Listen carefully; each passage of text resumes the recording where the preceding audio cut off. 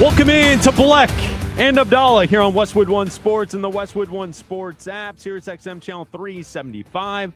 I'm Chris Bleck along with Adam Abdalla, broadcasting live from Chicago, noon to 3 Eastern each and every weekday, hanging out with you right here on Westwood One Sports. It's a Friday. Hell yeah.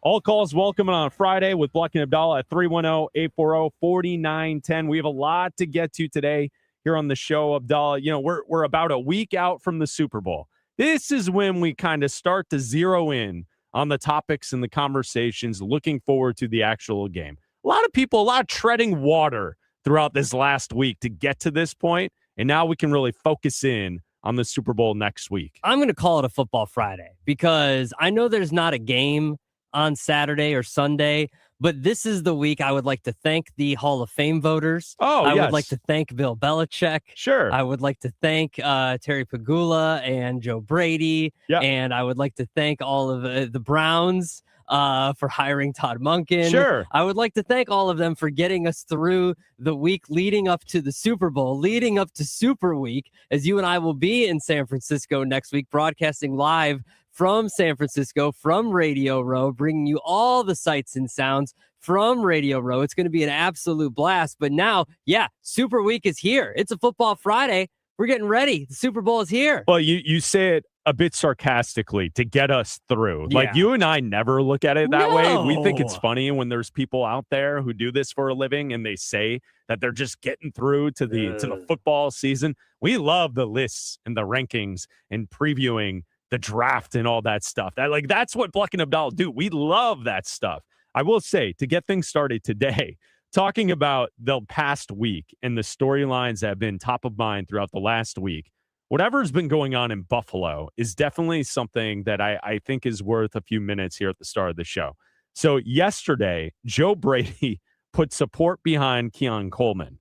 And what Joe Brady told, and he's the new head coach who was the offensive coordinator, and the storyline throughout the week is essentially Keon Coleman got the bus ran over him earlier this week when ownership and when the head of football operations met with the media. That's what took place earlier this week. And now you get Joe Brady, who spoke yesterday, who's now putting his support behind Keon Coleman. And I would ask whether or not ownership is aware that Joe Brady was a part of said coaching staff that was here previously as they kicked Sean McDermott out the door when they fired him earlier this week. Okay, can I just say something here real quick? I understand what is happening here, that this is a bigger picture thing, that Pegula is doing this, and there was an interruption of the press conference to say that this was the coaching staff, and now Joe Brady was a part of the coaching staff, and now he's the head coach, and that Keon Coleman is but the person where the ire has gone, right? Sure. Keon Coleman's had 8 touchdowns in the last 2 years. He's not that good. Like, why do we care this much about Keon Coleman? No disrespect to Keon Coleman, but the dude played 13 games this year. He started in only 6 of them. He had 4 touchdowns. He had 400 yards. Like, what are we doing here? He's not that good. Well, the point is he was a highly drafted player. I get it. That ownership last week went out on the record to the media and said, we didn't want him. It was the coaching staff that wanted him. I get it. That's the point. I get it. He's been a disappointment for the Buffalo Bills. Absolutely. I get it. But the point is, when do you ever see an owner trash a current player on the roster? I've seen owners say things. Pushed to draft Keon. I'm not saying Brandon wouldn't have drafted him, but he wasn't his next choice. That was Brandon being a team player and taking advice of his coaching staff, who felt strongly about the player. And, he's taken, for some reason, heat over it and not saying a word about it. But I'm here to tell you the true story. Yeah, leave Bean alone. He's taking heat. And Old Man River, Terry Pegula, is here to save the day and say, don't put the heat on the former GM, who's now the head of football operations, because it was the coaching staff that wanted Keon Coleman. When have you ever heard or seen something like that in the NFL before, where an owner is trashing a player who's currently still on the roster and is expected to be on the roster next season. I understand that. It doesn't happen often, if ever. But the point is that draft picks don't work out all the time. High-profile draft picks don't work out all the time. You see first-round draft picks, second-round draft picks, new coaching staffs come in. I know that Joe Brady was here, but he wasn't the head coach. So he could say, yeah, I was an offensive coach, but you know what? Keon Coleman didn't turn out, and we're going to give him this year, and if it doesn't work out, we're going to cut him at the end of the year. And maybe he doesn't work out. Maybe we try to trade him or something like that. We see coaching staffs come in all the time and flip rosters around like it's nothing in their first year, within a training camp, within a year, within 2 years. So, yeah, you can say all this stuff, and Joe Brady can come in and you can try to get the most out of Keon Coleman. But for the most part, Keon Coleman's been disappointing. Who cares who drafted him, who didn't want him, who did want him? At this point, Keon Coleman, like there's being too much made out of a guy who's had 8 touchdowns in the last 2 years. I completely disagree with you. I don't think it's about Keon Coleman specifically. It's about ownership trashing the coaching staff, yet hiring someone who was a part of said coaching staff who wanted that player who you were trashing. That's what, like, does Pagula, who stepped all over everyone at the media session last week. Pagula came running into this show, just jumping in to interrupt, to tell us what he thinks about Keon Coleman, and you should trash the coaching staff. Is he aware that Joe Brady was a part of said coaching staff? I think he is. And I don't think he was. No, I don't think he's aware that it's the same staff. I think what happened is he found out how highly sought after Joe Brady was going to be by other teams, whether it was going to be as an OC or as a head coach of the Raiders or head coach of the Cardinals, Browns, whoever it was going to be, the jobs that were open at the time. And he said, oh no, I can't let this guy go. And he talked to Josh Allen, and Josh Allen, who gets very emotional when he talks about things these days, who got emotional when he was talking about Joe Brady being his head coach again now too. Are you not okay with men being emotional? No, is that what I'm hearing here from Abdalla on a Friday morning? Whoa. I've got a daughter now. The tears be flowing all the time. You gonna have a good cry today? I have a good cry all the time now, okay? Okay. Sometimes okay. It gets real dusty in the Abdalla household, all right? Just because? Just because sometimes. Okay. Yeah. All right. So for me, this was a situation where ownership doesn't know what they're doing whatsoever and was ready to just clean house and start over with Brian Daboll or whoever, and then found out how highly sought after Joe Brady was going to be, and then went, uh-oh, we're going to have to keep Joe Brady because Josh Allen wants Joe Brady, and we want Brian Daboll, and Josh Allen said, I want to keep Brady here, and that's what they ended up doing. And guess what? He's the owner. It doesn't matter what the optics are because he's the owner. Doesn't matter to him because he doesn't care because he's the owner. So earlier this week, Josh Allen also spoke to the media. He had this to say about Keon Coleman. He will come back from that.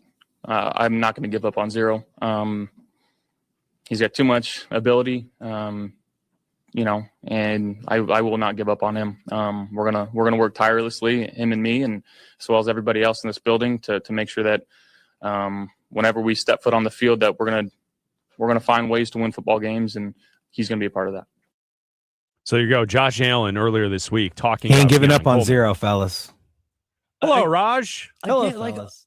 Why are we being asked? Why is Josh Allen being asked about his broken foot? He's hobbling around on crutches now. Hold on. I don't understand what you're doing today. Wait, why wouldn't reporters ask the quarterback of the team about a wide receiver on the team that ownership just said they didn't want? That is a completely logical thing for the Buffalo media to do. So to say, why are we asking this? Ask him about the foot. I'm sure they asked about the foot. Sure he did too. He's going to be ready for any football activities later this offseason. He'll be fine. There's the answer. What else do you need to know about it? He's going to be on the team. Keon Coleman isn't going anywhere. And if he is, they trade him. He wasn't productive. Like, if he's not productive. It's not like they're talking about Justin Jefferson or T. Higgins or Jackson Smith and Jigba here. It's Keon Coleman. What are they going to miss his 4 touchdowns? If they end up cutting him or trading him, Who cares?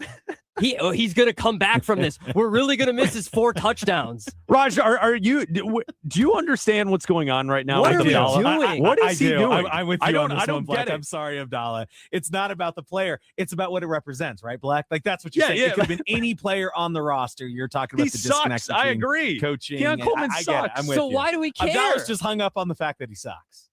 Yeah, no, I know. He really wants us to know that Keon Coleman is not good at football. Exactly. Like, I get that. So- he was a disappointment as a drafted player for the Buffalo Bills at wide receiver. He also had a touchdown in their last playoff game. Did he not? Yeah, and Josh Okay. Allen threw like 10 interceptions. So what are we doing here? Like, what are we doing?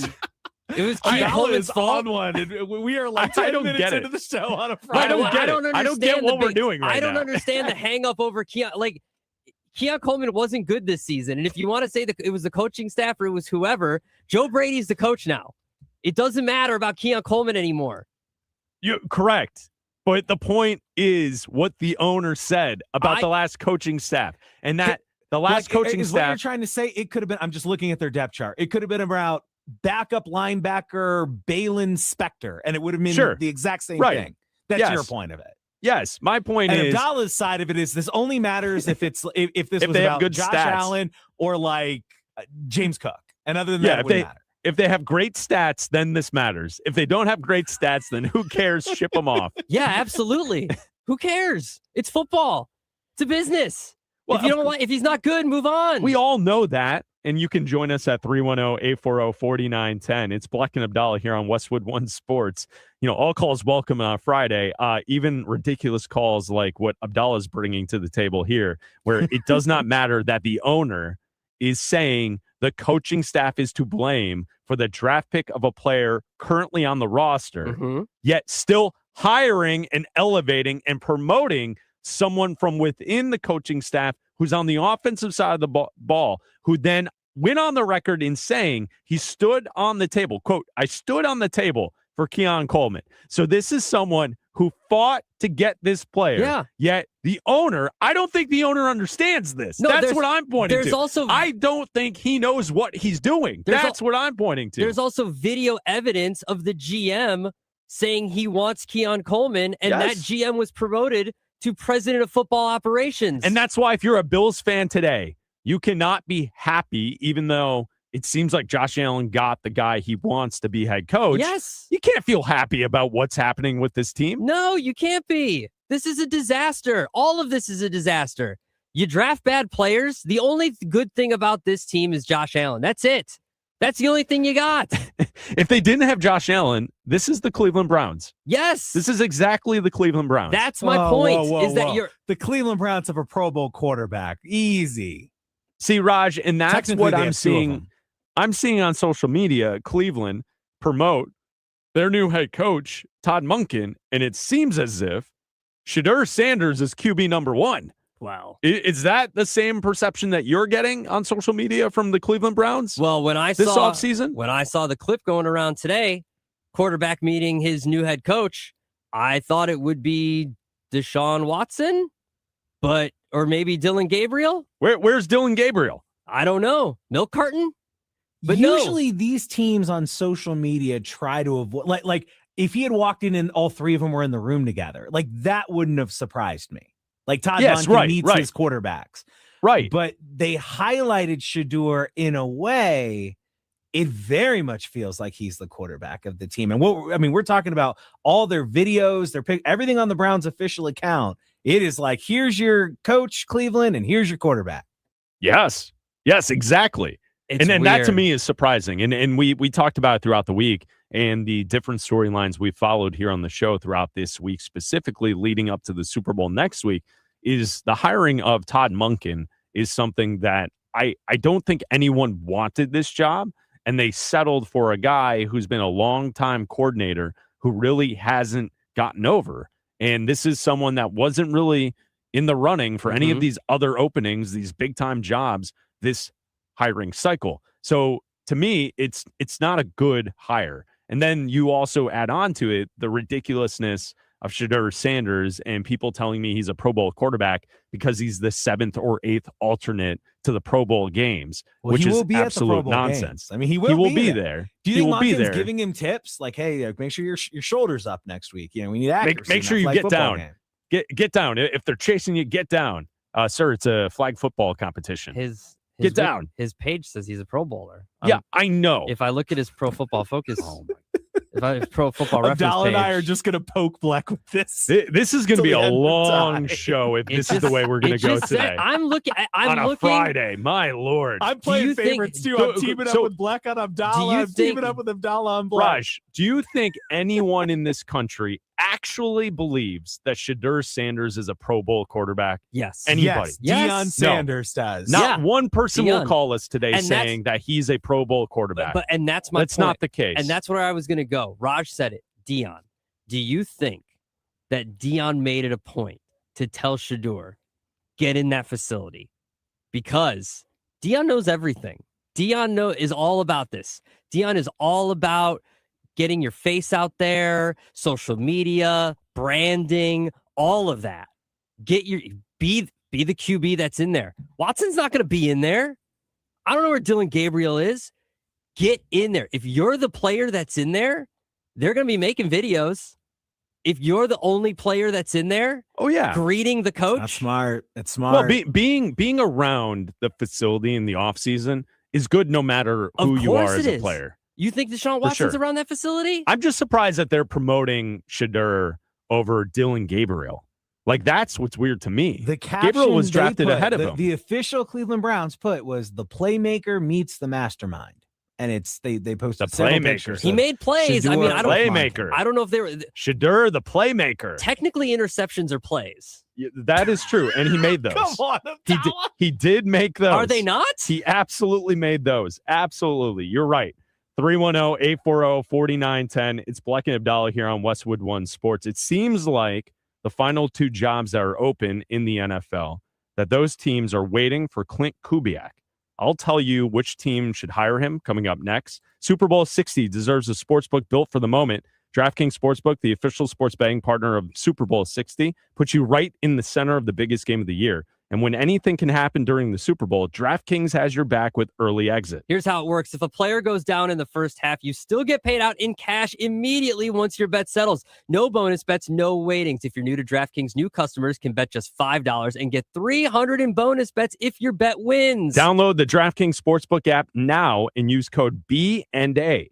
That's for Bleck and Abdalla. So B&A is the code. Turn $5 into $300 in bonus bets if your bet wins. In partnership with DraftKings, the crown is yours. Gambling problem? Call 1-800-GAMBLER. New York, call 877-8-HOPE-NY or text HOPE-NY. Connecticut, call 888-789-777 or visit ccpg.org. On behalf of Boot Hill Casino in Kansas, wager tax pass-through may apply in Illinois. Must be 21 plus in most states and present in state where it is lawful to wager. Void in Ontario. Restrictions apply. Bet must win to receive bonus bets are non-cash credits that expire in 7 days. Minimum odds required. For additional terms and responsible gaming resources, see dkng.co/audio. Limited time offer valid until February 8th, 2026. Bleck and Abdalla are headed to San Francisco. All next week, we are live from the site of Media Row at Super Bowl 60. The NFL is on Westwood One Sports and the Westwood One Sports app.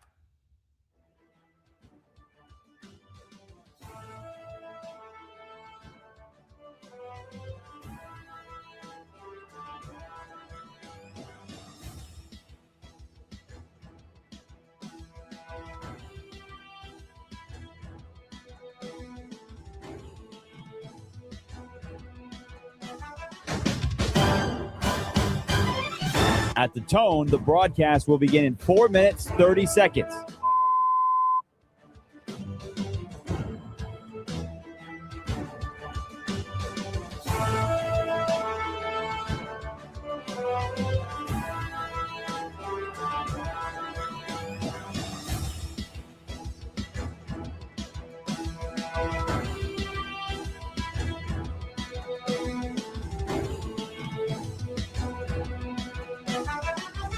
At the tone, the broadcast will begin in 4 minutes.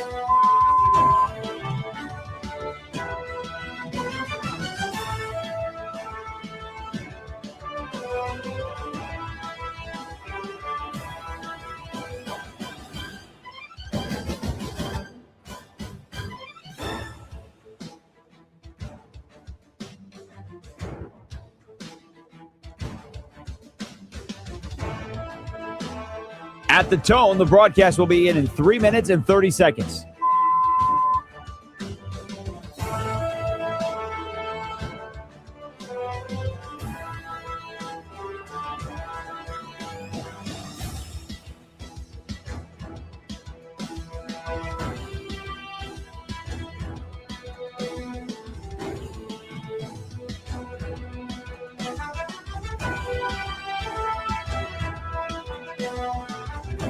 At the tone, the broadcast will begin in 3 minutes.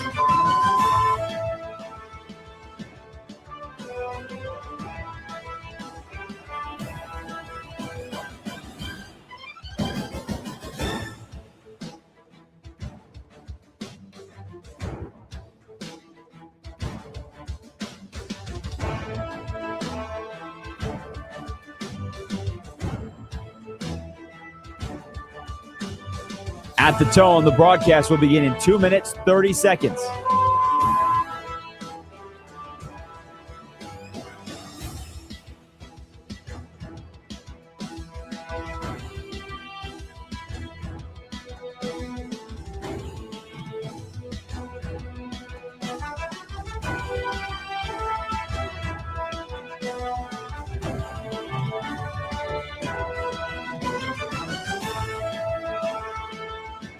At the tone, the broadcast will begin in 2 minutes.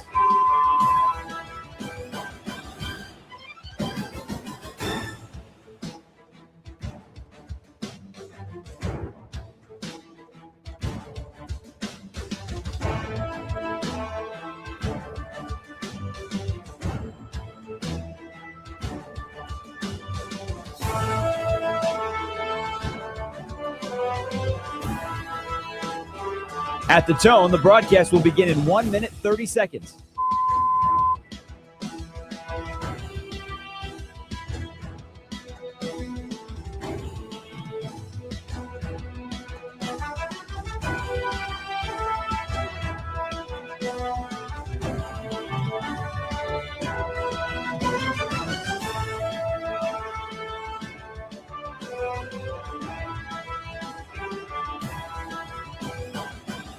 At the tone, the broadcast will begin in 1 minute.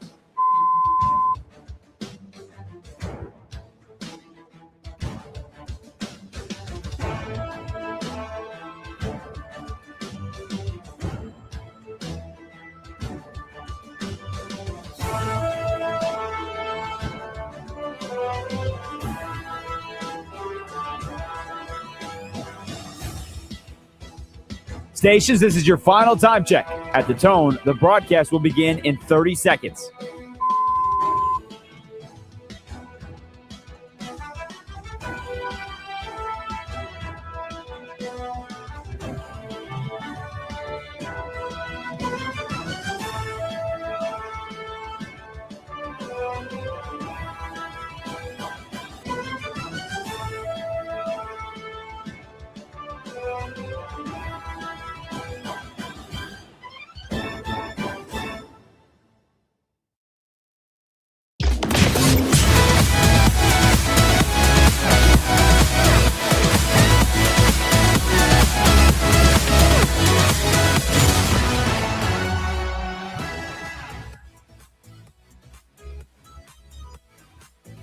The Raiders and the Cardinals are the last two teams to hire a coach here in this coaching cycle. It's Bleck Abdalla on Westwood One Sports, hanging out with you at 310-840-4910.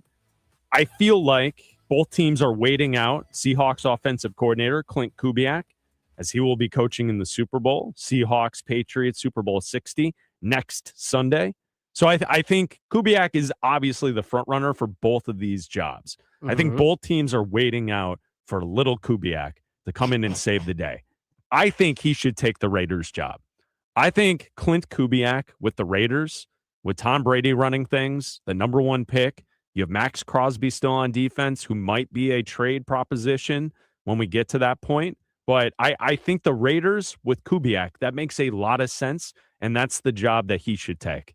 It's the better of the two, just because you know who your quarterback is going to be right now. And I think the unknown, I mean, you know, Kyler Murray is there in Arizona right now, but he could be traded. He could stay there. I still think the unknown of what Fernando Mendoza could be is better than what the known of Kyler Murray or unknown of him being traded and then trying to fill it with a veteran or someone who's been a backup like Malik Willis, or you're tanking for a year and then trying to maybe, you're in the Arch Manning camp or, the March for Arch or whatever is going to be happening this year. I think that going to the Raiders is the better option. Now, are you going to be extremely bad?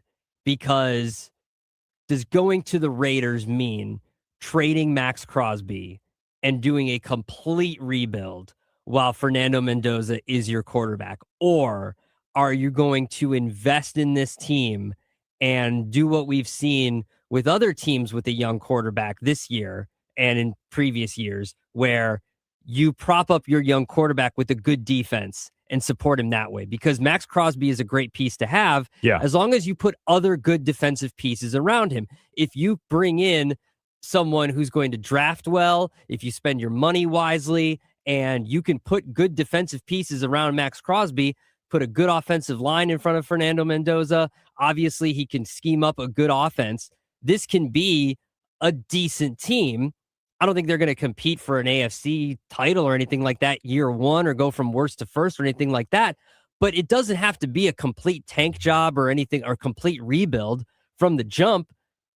But I wouldn't be opposed to going out and trading the other route and trading Max Crosby and getting a couple first round picks for this year and next year and going that route either. Because we've seen, if you can go out and get Fernando Mendoza with the first pick, getting a great defensive player, getting another edge rusher, a much younger version of Max Crosby this year, having 2 first-round picks in 2027, and then building that way while Mendoza's young and he's learning, because he's still super young. He hasn't played a lot of high-leverage football. So if you can do that, I wouldn't be opposed to that either, and I still think that can be enticing for Kubiak. Let me ask you this. It's Bleck Abdalla here on Westwood One Sports. If you want to join us, you can call us at 310-840-4910. If Clint Kubiak got the most out of Sam Darnold, why couldn't Clint Kubiak get the most out of Kyler Murray? That's fair. Like if we're looking at these two jobs, and I think you laid it out pretty nicely with the Raiders and why Mendoza is the way to go. And you're maybe not totally sure, but he's the best coming out this season, and the Raiders have the number 1 pick.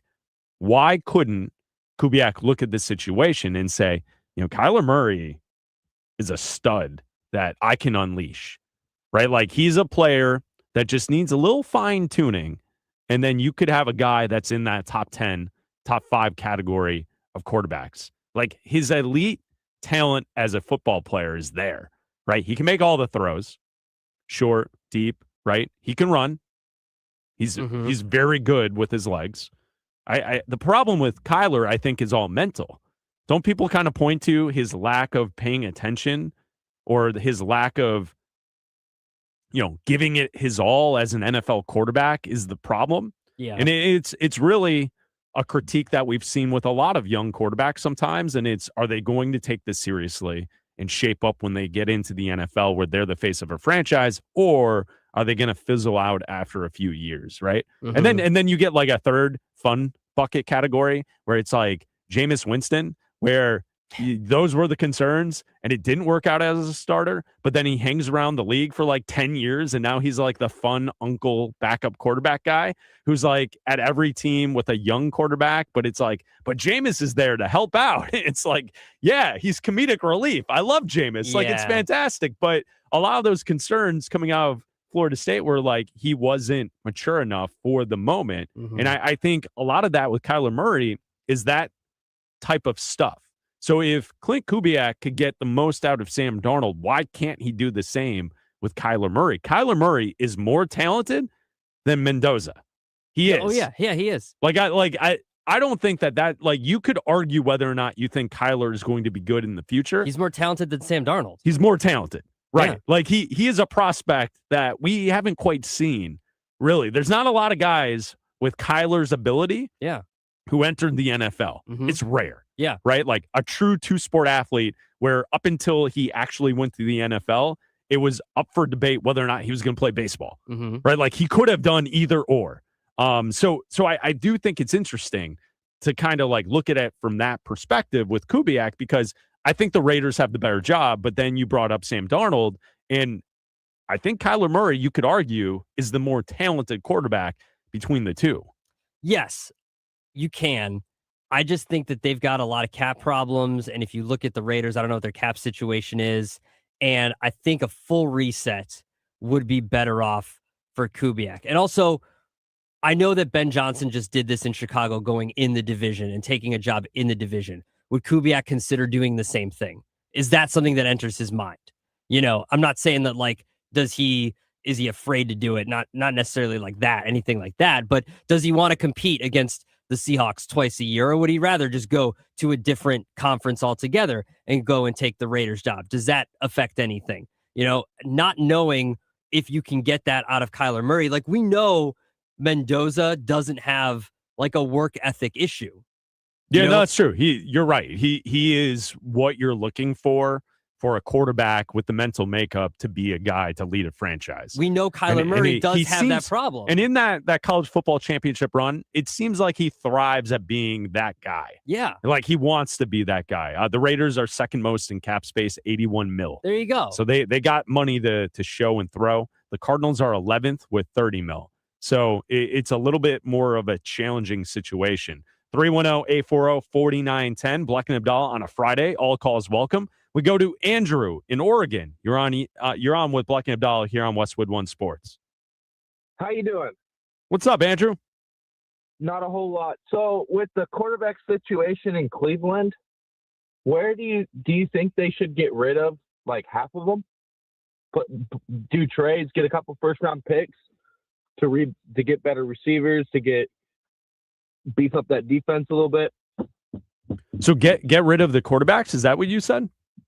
Yeah, like keep two of them. Keep Deshaun probably as a veteran to train Sador, because it seems like that's where they're rolling with. Yeah. And then trade out like Dylan Gabriel. I don't remember their other one. I think they have one more. Yeah, and that's a fair question. Thanks for the call, Andrew. Appreciate it. Here's the problem. I don't think anyone's taking any of the quarterbacks that the Browns have. So I don't think they're in the position to trade away or do anything with the quarterbacks. They need one of those guys to rise above the others and actually become a good quarterback, because I'm sorry, you can say he's a Pro Bowl quarterback. Shedeur Sanders is not a Pro Bowl quarterback. No, it's a marketing thing. It's a marketing thing. He is a true definition of, and I know that social media quarterback was thrown around for Justin Herbert and some other guys this year, but social media quarterback, when I say for Shedeur Sanders, is that he generates a lot of clicks. When you mention Shedeur Sanders, he's a very hot topic. He's a hot button issue, and people gravitate towards that. I mean, people were commenting on Todd Monken and what he can do for Shedeur Sanders. Deshaun Watson has a dead cap hit this year of $131 million. That's $100 million more than like your average player's dead cap hit. That's an astronomical amount. So next year it's around 50 and like void years and stuff like that. So next year is the year to move on from Deshaun Watson. They're not getting rid of him this year and paying $131 million in dead cap. So you're stuck. I mean, essentially you're stuck. You just have to deal with it. And that's why when we were talking about it yesterday and the over-unders of years and games for Todd Monken, I think that he's going to get a chance to either figure something out with Shedeur and Watson or get a full reset with quarterbacks, because we've seen that the Browns don't care about going through quarterbacks, obviously. So he's going to get a chance that if this doesn't work out with Sanders or Gabriel or Watson, that once this cap problem resolves itself, I think he's going to be given the opportunity to go out and get his own quarterback, whether it's through the draft, free agency, trade, whatever it is. I think he's going to be able to do his own thing. So I think it's either 2 years, a 3-year thing. Monken's going to get a chance to do whatever he can and try to replicate the success he had with Lamar with someone else. Maybe it is Shedeur. Shedeur could be developed into something. I'm not saying you can't develop him into a decent quarterback. He could. I'll give you that. He could. But right now, he's not right now. The only reason he made the Pro Bowl And that's is my point. to draw eyes to the Pro Bowl. No. The only reason he made the Pro Bowl is because everyone else said no or they're injured.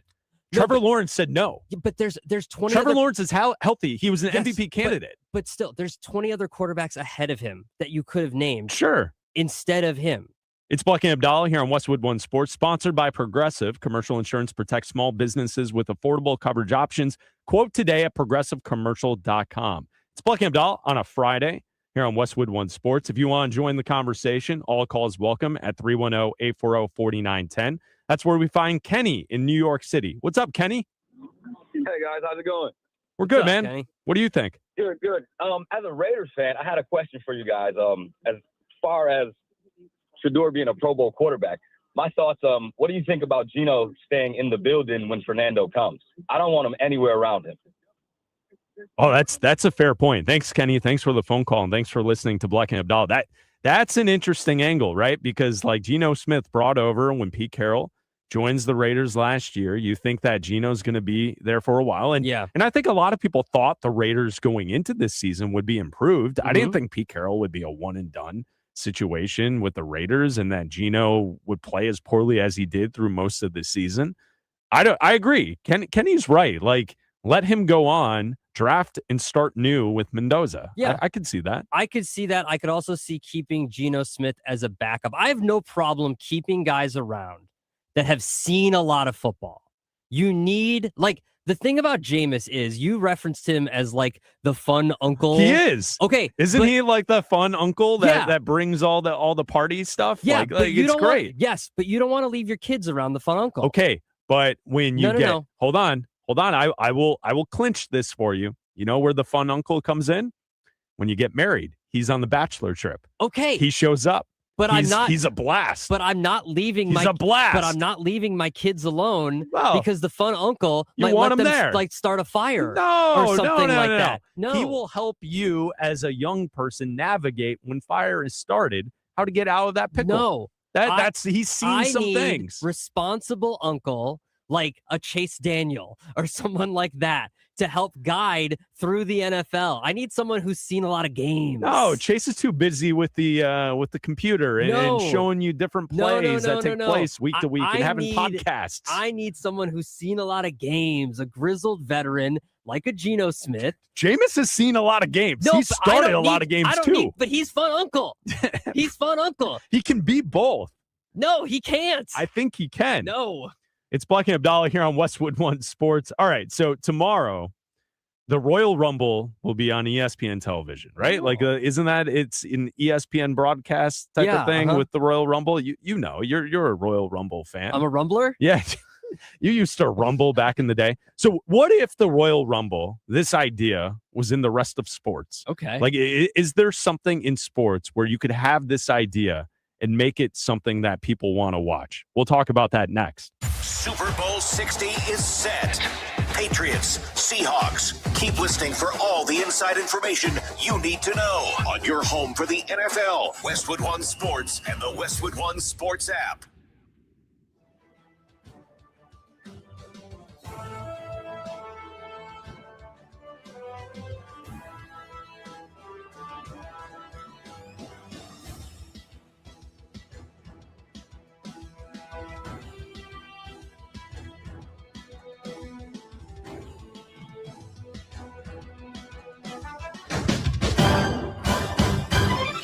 At the tone, the broadcast will begin in 4 minutes, 30 seconds.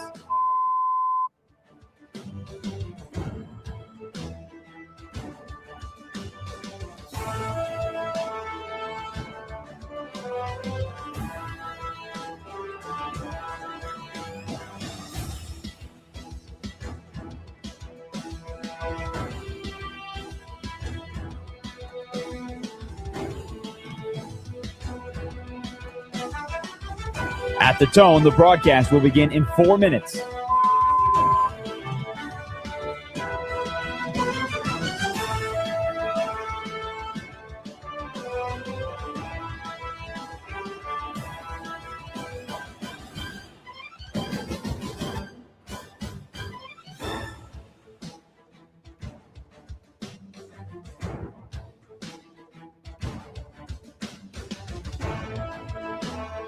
At the tone, the broadcast will begin in 3 minutes and 30 seconds.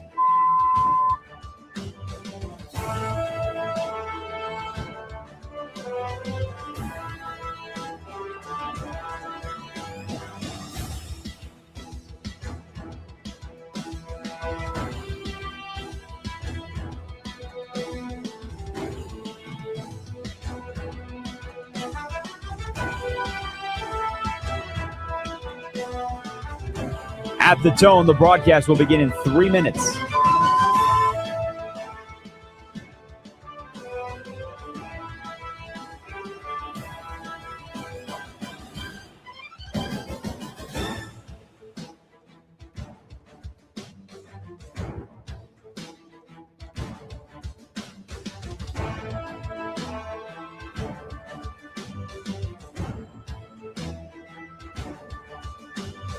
At the tone, the broadcast will begin in 2 minutes, 30 seconds.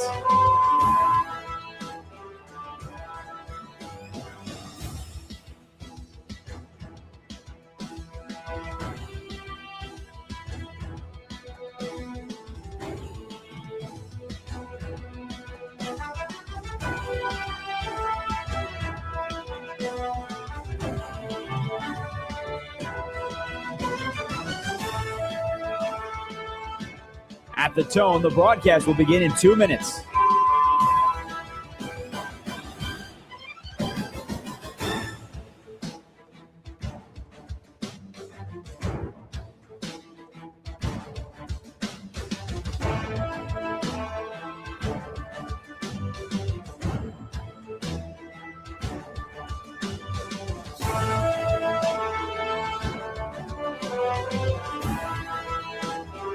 At the tone, the broadcast will begin in 1 minute, 30 seconds.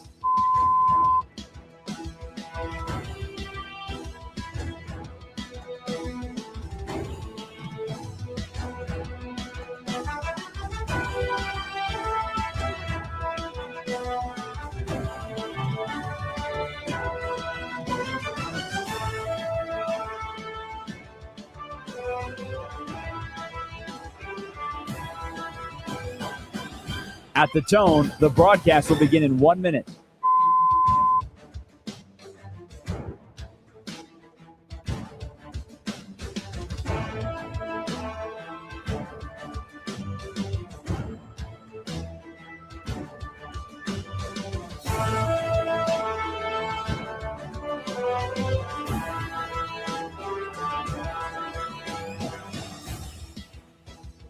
Stations, this is your final time check. At the tone, the broadcast will begin in 30 seconds.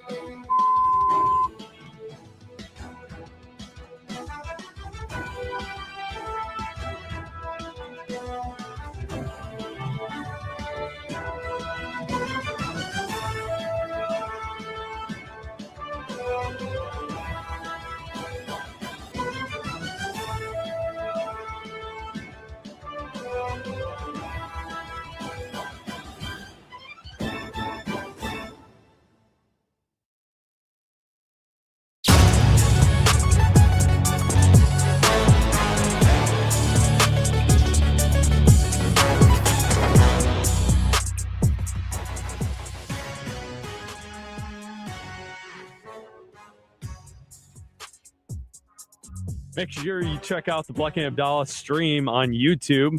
Just find us at Bleck Abdalla Show on YouTube. Like and subscribe to the new YouTube channel.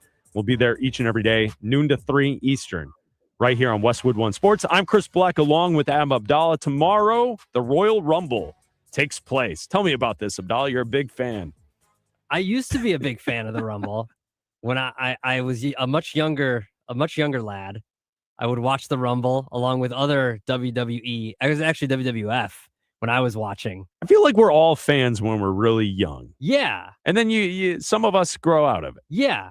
And then some people keep watching and people watch with their kids. And it's but these big ones, I feel like a lot of people still watch. WrestleManias, people still watch. It's like the Super Bowl, you know? People that even aren't fans of football will still tune in and watch the Super Bowl people that have watched wrestling in the past will still watch the Royal Rumble or WrestleMania if they want to, or they'll be at someone's house if they're or have a watch party or whatever. So the Rumble is a bunch of people get in the ring, and if you fall out of the ring or if you're thrown out of the ring, you're out. You're out. And it's a last man standing type of thing. And I don't know how many exactly. 40, I think. Is it 40? Raj is an expert at this. Our producer Raj is an expert at this. He knows. Is it 40, Raj? It's 30. 30. Okay, 30 people rumble. 30. They come running to the ring. They come running into the ring. All right, That's and like this the is key point of it. But yeah, because like they don't all start. Yeah, I think it's like every 2 minutes. And every you don't know 2 who's gonna minutes come out, and then just somebody's music hits and somebody runs out. Comes running in. And the good thing about WWE now is you really don't know. So it's guys that haven't been. Well, no, it's like. What do you mean you really don't know? Well, it's guys that haven't been wrestling for a while might show up. Oh, old timers. Old timers might show up. People that have been injured might show up. I believe something was spoiled yesterday on ESPN for people. Oh, is there an individual giving sports takes I don't want that's going to be there? Fan of the Chicago Bears, perhaps? I don't want to spoil it for people that weren't watching. Roman Reigns. Okay, you just did. Well, that was you. That no, was Raj said a Chicago Bears fan. That was Chris. Roman Black. Reigns has been around the Chicago Bears a lot this season. I know. Which other wrestler has been around the Bears this season? I don't know. So I'm just putting 2 and 2 together. There you go. And I got 5. There you go. You did. You did. did. So Raj, this is going to be on the ESPN app, I assume, because they keep promoting it everywhere. Yeah. All right. So here's what I want to ask you guys this week. All right. So if there's a if there's a sporting event where you could duplicate the Royal Rumble, okay, which sporting event would you guys pick? Okay. So I've thought about this, and I think the most fun for me would be an NBA 3-on-3 tournament. Okay. It in the like all-star style setting. So you have like an East versus West or USA versus international, whatever it is. And then every time someone comes in, another person has to leave. So it's always 3-on-3. Okay, so you could tag someone in out of your 3-on-3 someone has to team. leave, or you could do 5-on-5. I got you. But every time someone comes in, why don't you take it a step farther? Why don't you just do a 1-on-1 tournament in the NBA? Because I feel like 1-on-1, it's a rolling score. It's just and the guy that wins in the end, the final bucket, gets to win. I feel like 1-on-1 isn't as fun because then if it's 3-on-3, the teams has to decide who has to leave.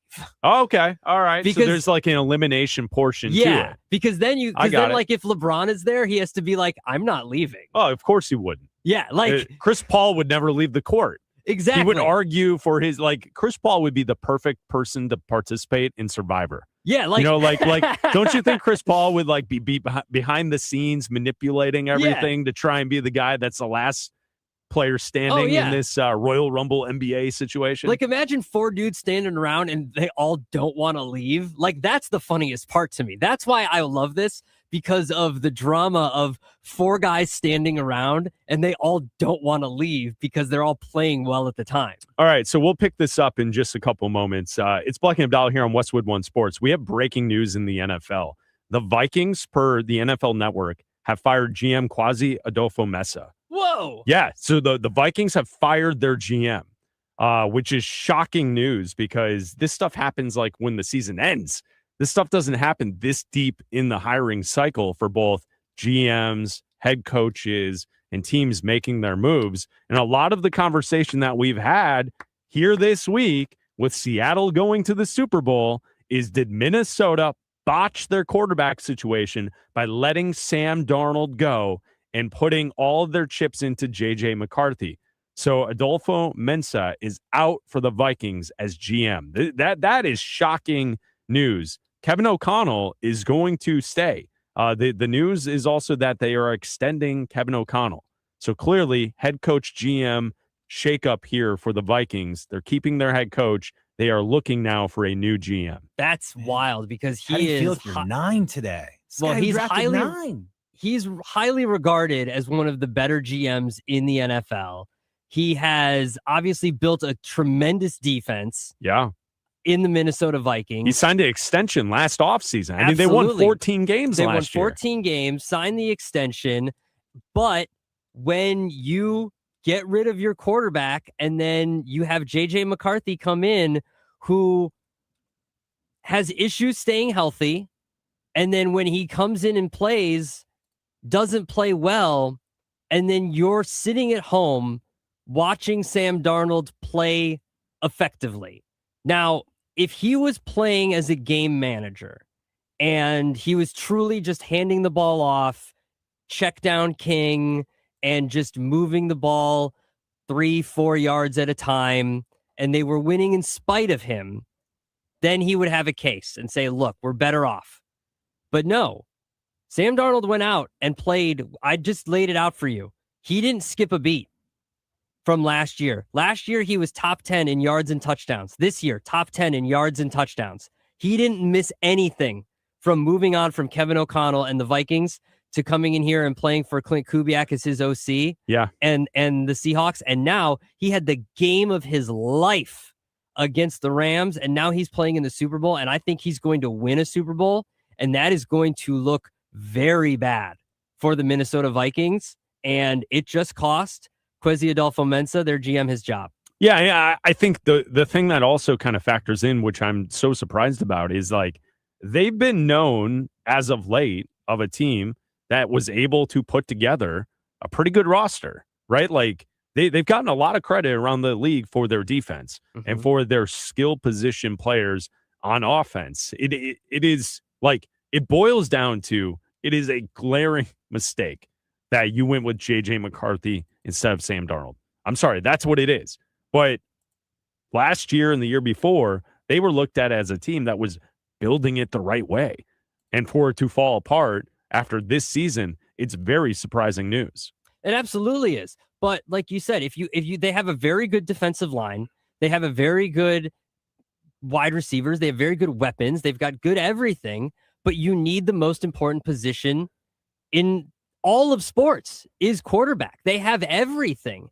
And when you don't have that shored up and it's looking you in the face down the road in the NFC West, and you could have had that and you didn't. And I'm sure what's funny to me is that Kevin O'Connell is around. And I guess it's not really. Kevin O'Connell is one of the best head coaches in the NFL.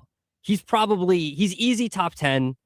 I would probably put him top 6 or 7 if I needed to. I mean, we just talked about it. Quarterbacks just have to be in the same room as him and they improve. Look what he did for Daniel Jones last year. He went there for a little bit and then went to the Colts. And we were talking about the Colts being a potential Super Bowl team at the beginning of the year because of how well Daniel Jones was playing before his injury. Yep. And then look at what he did for Sam Darnold's career. It's kind of surprising that he hasn't been able to do this for JJ McCarthy. And maybe that's why Kwesi Adolfo-Mensah is now out of a job. It's Bleck Abdalla here on Westwood One Sports, sponsored by Ethos Life, the easy way to get life insurance in 10 minutes, up to $3 million in coverage with no medical exam, just a few health questions. Get your free quote today at checkethos.com, not available in all states. It's Bleck Abdalla here on Westwood One Sports, and we're reacting to the breaking news. The Minnesota Vikings have fired their GM, Kwesi Adolfo-Mensah, and a couple of things to point out with this. Diana Rossini, she is tweeting right now that this may be a surprise to the NFL world, but around the league, Minnesota making this move was widely anticipated.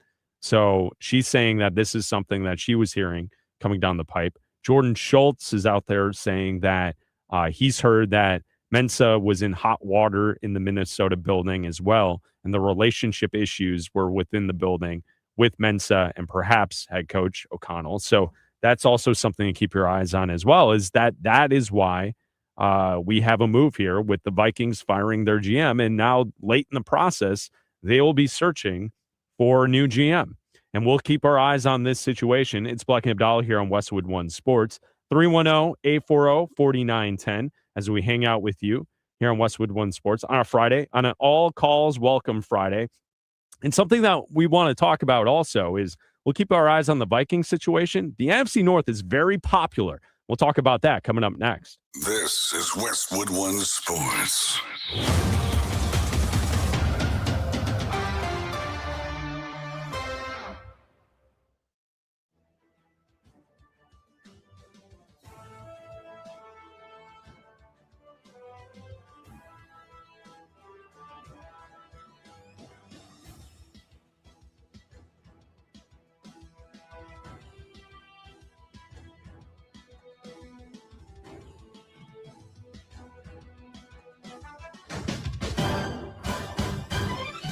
At the tone, the broadcast will begin in 4 minutes, 30 seconds.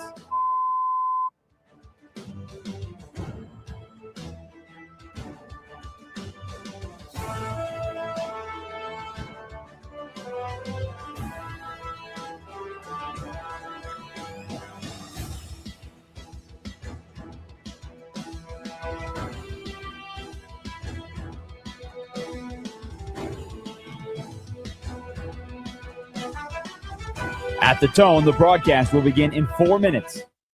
Check.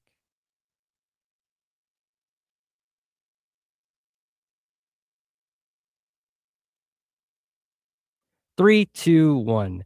Cooper Flag broke out last night for the Dallas Mavericks as the first teenager in the NBA to score 49 points in a game. He became the 9th player with multiple 40-point games in his rookie season. The only thing missing from the night was the win as the rookie's final shot fell short. It's just another milestone on the way to Flag's Rookie of the Year award. I'm Adam Abdalla. Next one. Presented by Robinhood, your money, your move. Patriots coach Mike Vrabel says he's not concerned about Drake May's shoulder injury that left him listed as limited on the injury report. It might not affect him initially, but he's taken 15 sacks so far in the playoffs. And it's if start that one over. 3, 2, 1. Presented by Robinhood, your money, your move. Patriots coach Mike Vrabel said he's not concerned about Drake May's shoulder injury that left him listed as limited on the injury report. It might not affect him initially, but he's taken 15 sacks so far in the playoffs. And if he takes another bad fall on the shoulder, it will absolutely impact the game. I'm Adam Abdalla.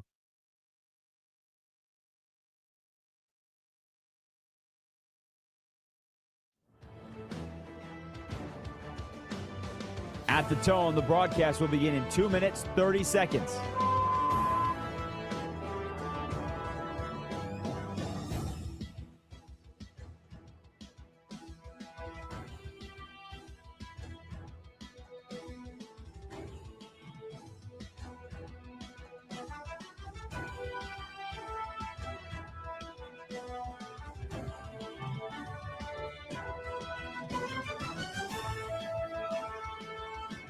At the tone, the broadcast will begin in 2 minutes.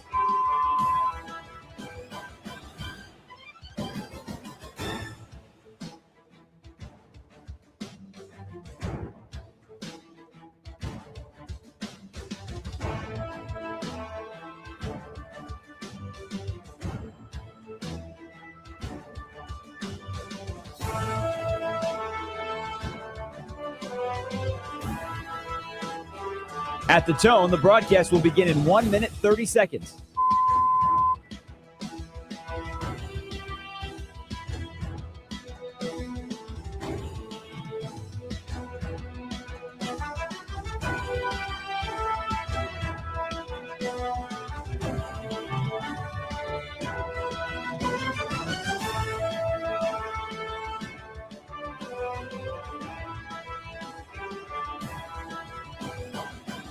At the tone, the broadcast will begin in 1 minute.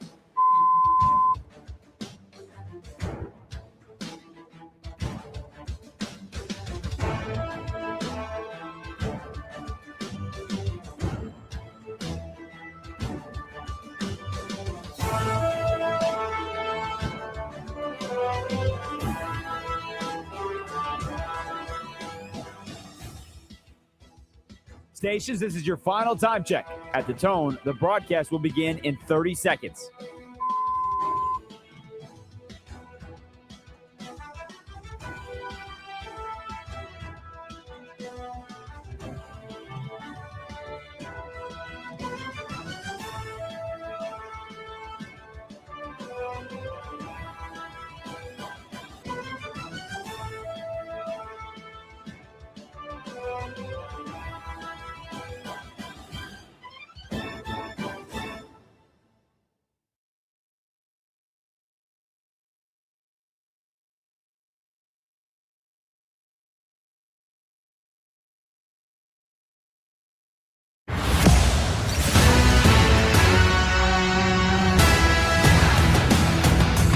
Welcome in to Bleck Abdalla here on Westwood One Sports and the Westwood One Sports app.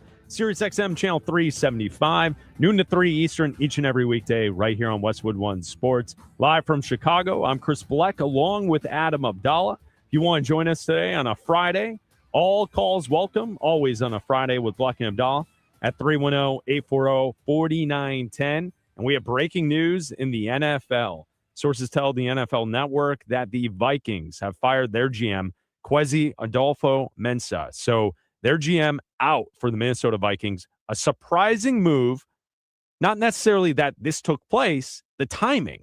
It's surprising that this took place this late after the season ended for the Minnesota Vikings to be moving on from their GM, which most teams have either replaced said GMs that were fired at the end of the season. Most of the coaching hirings have been made. There's only two teams left looking for head coaches, the Raiders and the Cardinals. And now the Vikings are moving on from their GM, and they will be searching for someone new to take over for the Minnesota Vikings after a disappointing year, last year winning 14 games, and then also seeing the quarterback that led them to 14 wins last year move on with Seattle this season, Sam Darnold, and go to the Super Bowl, I think is interesting as well with the timing and how this is working out. Yeah, absolutely. And what's crazy is, people around Twitter, NFL insiders are saying that Kwesi Adolfo-Mensah was just at the Senior Bowl, scouting for the Vikings, the upcoming draft. Right. And, Jeremy Fowler from ESPN saying it's hard to think Vikings QB outlook over the last year wasn't a factor in GM firing, didn't commit to signing Sam Darnold, who's in the Super Bowl, tried with Daniel Jones, but lost him to Indy, who went on that great run to start the season, signed Carson Wentz before week 1. There were other issues there for a while, but QB plan didn't help. Now, if you look at his draft record, yeah, I mean, but all that stuff should have pointed to firing him at the end of the season. Yeah. Like if your draft record is this past, in 2024, JJ McCarthy and Dallas Turner, decent picks, right? Like Okay, JJ McCarthy, yeah. whatever. Jordan Addison the year before that, Mekhi Blackmon, okay, decent picks. In 2022, yeah, it's not good. and then you got Christian Darrisaw in 2021. After that, well, I mean, this goes for every team. If you draft poorly, you won't be the GM in that location for very long because it's virtually impossible in the NFL to win football games by drafting poorly. It's the most important thing you can do as a GM is draft well. And we can get into finding quarterbacks or making trades or signing a quarterback in free agency. The most important thing you can do is build your roster with young talent through the draft. That's it. End of story. That's how football games are won. That's it. And so when you look at a team that takes a back step like they did this past season for the Minnesota Vikings, and you have a quarterback that you and I are not sold on, I think there are people in Minnesota who thinks that McCarthy may have a bright future. I didn't see it coming out of college. When we looked at that draft class, he was lower on the list of quarterbacks that I thought were coming out of college for that group of players. One of them that we are seeing in the Super Bowl this upcoming week is Drake May. You've seen people rave about Caleb Williams and the turnaround he's made from season 1 to 2. Bo Nix leads that Broncos offense all the way through the playoffs, gets hurt in the divisional round. Who knows what would have happened in that situation if we would have had a Bo Nix, Drake May face-off for the AFC title. So I think in comparison, the J.J. McCarthy thing looks really bad. But the rest of the drafting through what we've seen for the Vikings in recent history, that's been a major problem. And whenever that's a problem, the GM's going to be out. There's no surprise there. Yeah, and I think that if you're the Vikings, you want to keep Kevin O'Connell because going through that draft record, winning 14 games last year, and I know they obviously weren't very good this year. They finished, at the bottom of the division, all that kind of stuff. But Kevin O'Connell gets the most out of quarterbacks. Kevin O'Connell is a great head coach. Brian Flores is a great defensive mind. He's already signed a contract to stay. I think that any GM candidate, they've already named an interim GM, of course, but you're still going to try to find somebody to do all this. It's pretty late it's still early in the pre-draft process, all that kind of stuff. The Senior Bowl, he was scouting at the Senior Bowl. Yeah, that's funny. But to me, you are going to have to find someone that's going to work with Kevin O'Connell, which shouldn't be hard. Anybody should want to work with Kevin O'Connell. if you fired Kevin O'Connell today, there's only 2 job openings, and they would be jumping at the chance to hire him over Clint Kubiak because Kevin O'Connell's had experience. Yeah. Much more experience than Clint Kubiak has. He's obviously been a head coach. He's already a head coach. And I just think he's a great football mind and a great offensive mind, one of the better ones in the NFL. And if you can get the most out of a guy like Daniel Jones, if you can turn Sam Darnold from what he was with the Jets into what he is now, if you can get the most out of J.J. McCarthy, even though he can't stay healthy, then I keep Kevin O'Connell and let him try to find someone to work in concert with his GM. And that's what looks like they're going to be, what they're going to keep on doing. So it looks like the Vikings are going to be searching for a GM, and I wouldn't be surprised if they're looking for a quarterback right now. Okay, am I reading this right from the owner, from the Vikings? There's a statement they just released. So they fired their GM. And from what I'm seeing online, makes it seem like the VP of football operations, Rob Brzezinski, is going to lead the operation through the draft. Oh. And then after the draft, they are going to hire and identify a new GM. What? That can't be real. This is the official statement from the Minnesota Vikings with the ownership names at the very top. Mark and Ziggy Wilf. It's at the top. Statement from. Are you seeing that second paragraph that I'm seeing? Effective immediately. Executive Vice President of Football Operations, Rob Brzezinski, will lead our operations through the 2026 NFL Draft. Well, after the draft, we intend to conduct a thorough search to identify our next general manager. What the hell? Okay, I will tell you this. If you're a Vikings fan, this is the guy that is now in charge of scouting your talent and drafting your players in the next draft. He was a staff counsel and salary cap manager in the 90s for the Dolphins. He was the director of football administration for the Vikings for a year. And then he was the vice president of football administration for the Vikings for about 12 years. And then right now he's been the executive vice president of football operations from 2014 until the present. Okay, I have to read you something else. This is from Adam Schefter just a couple moments ago. He wrote on social media. So he originally posted that the Vikings fired Kwesi Adolfo-Mensah, right? Then Schefter quote tweeted that and wrote, throughout the season, there was talk about an underlying tension in the Vikings building in league circles. One league source said it had been ugly in Minnesota. Then today, the Vikings fired their GM.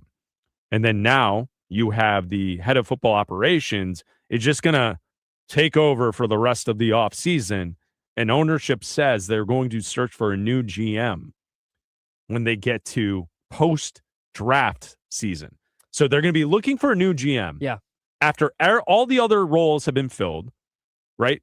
The last was yesterday. The Falcons hired a GM, Ian Cunningham from Chicago. So the Vikings filled their GM role to work underneath Matt Ryan with Kevin Stefanski as well. So all the jobs are taken, and they're going to look for their GM in the summer when everyone's getting to work on the season that's upcoming. That's after free agency, too.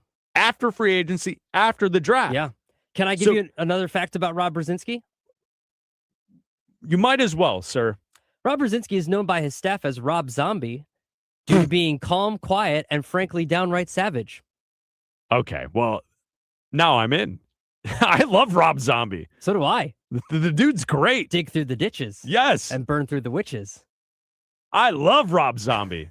That's his nickname, really? I hope he didn't give it to himself, because otherwise, according I'm to his, this is probably why they fell in love with J.J. McCarthy. Oh, because if you're giving yourself nicknames like Rob Zombie, if you got sick nicknames, then you're a Viking for life. Then you're a Viking for life. Yeah. Known by his staff as Rob Zombie due to being calm, quiet, and frankly, downright savage. That's amazing. Now I'm in. That's insane. Now I'm in. Okay, so here, as we're thinking about this, 310-840-4910, that's the information on the Vikings. If you're Tom Brady, You got to call Kevin O'Connell today, right? A little backdoor dealing. You got to try and lure Kevin O'Connell to the Raiders. I would, right? Like if you're Tom Brady today, you have all that cachet. You're still looking for a head coach. Kevin O'Connell, in what's going on there in Minnesota, where you're not going to hire GM until after the draft and after free agency? Get out, right? Like, get out of there. Tom Brady, give a call. I find it hard to believe that this move was made and that Rob Zombie was put into... Stop calling him Rob Zombie. That's his name. That Rob Zombie was put into this position without the approval of Kevin O'Connell. Kevin O'Connell is running this show, along with Brian Flores picking defensive guys. This is their show. It might be, but I'm saying it seems like there's a lot that's been going on there behind the scenes. Why wouldn't you, through back channels, try and find out whether or not he would want to come join you in Las Vegas with the Raiders? I mean, you have to at least make the phone call. It's an outside-the-box thought, you right? You have to trade for him. Yeah, oh yeah, no, I understand. He couldn't just up and leave. He's got a contract with Minnesota. Yeah. But if this is how things are going to operate for the Vikings, why wouldn't you want to have a young quarterback you could coach up in Mendoza? You'd have to pick with the number one pick. You'd have to pick up the phone. You have to go, Rob Zombie, Tom Brady.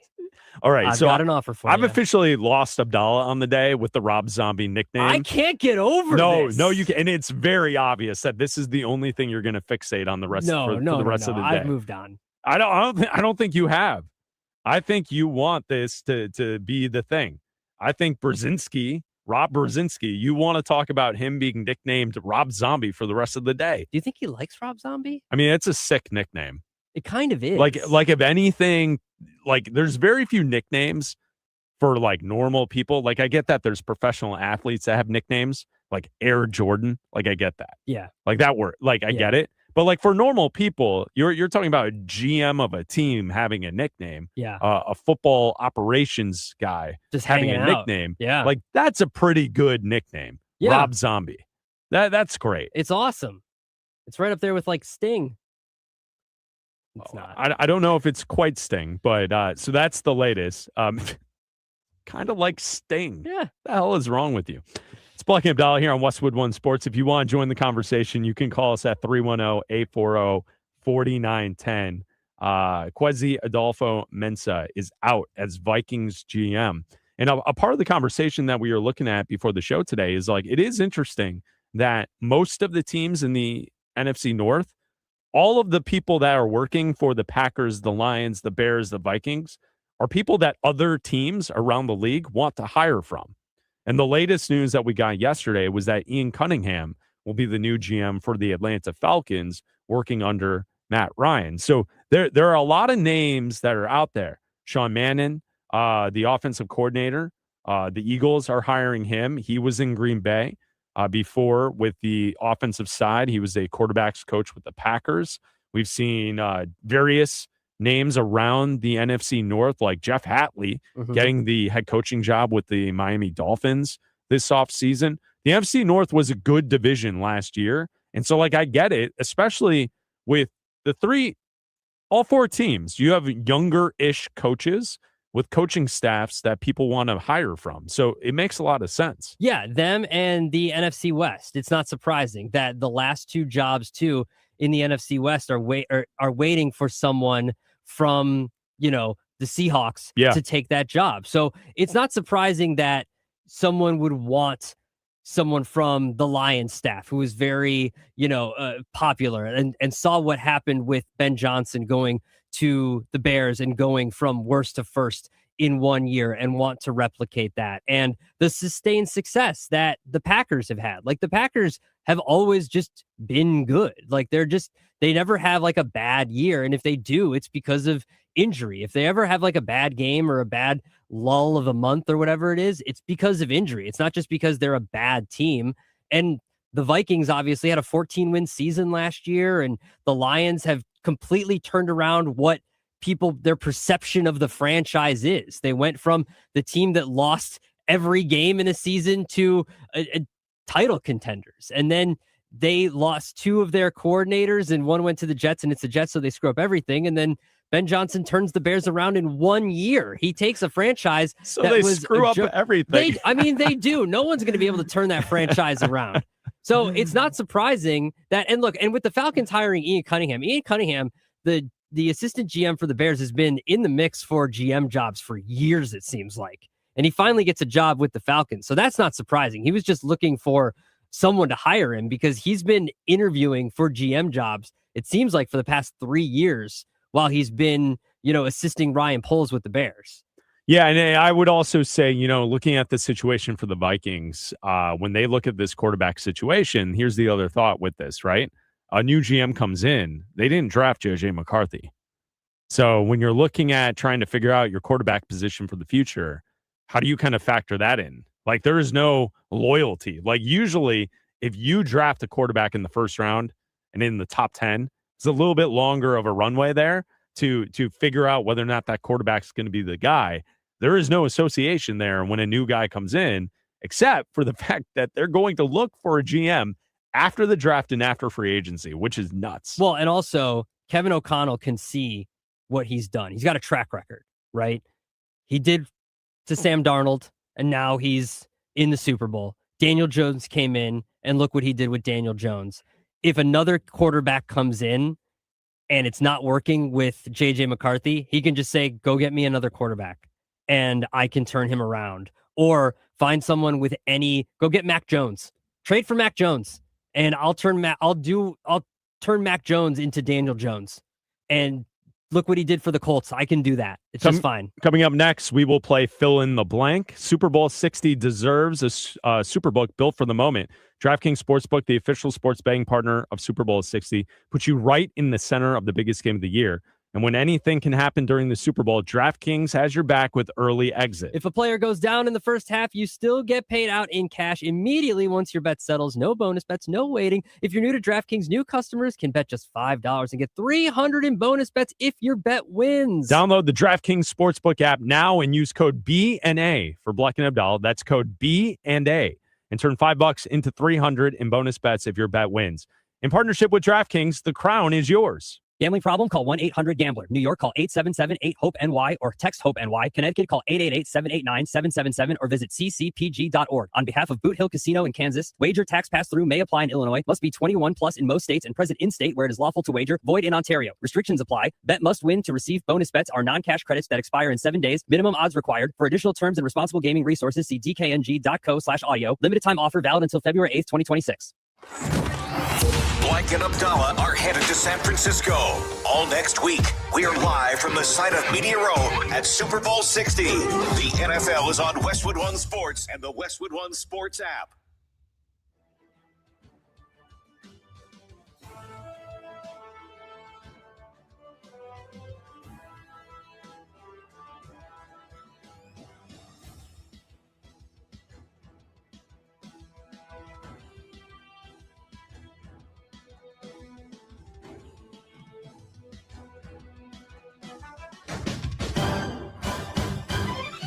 At the tone, the broadcast will begin in 4 minutes, 30 seconds.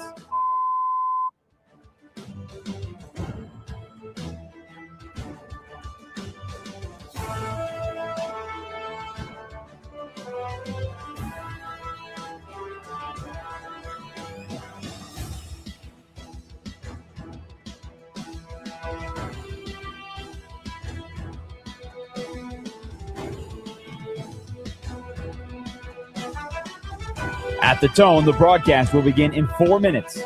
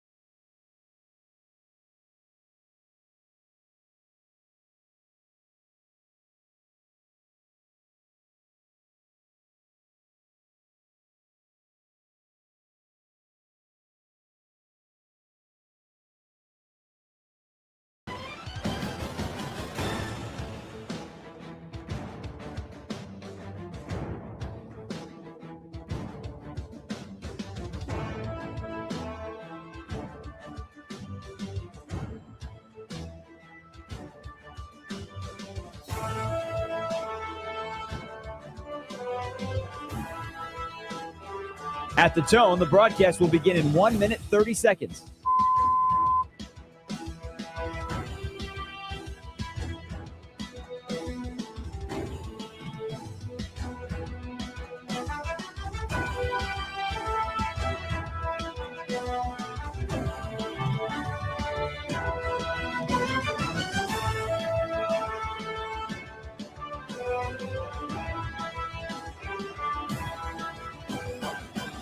At the tone, the broadcast will begin in 1 minute.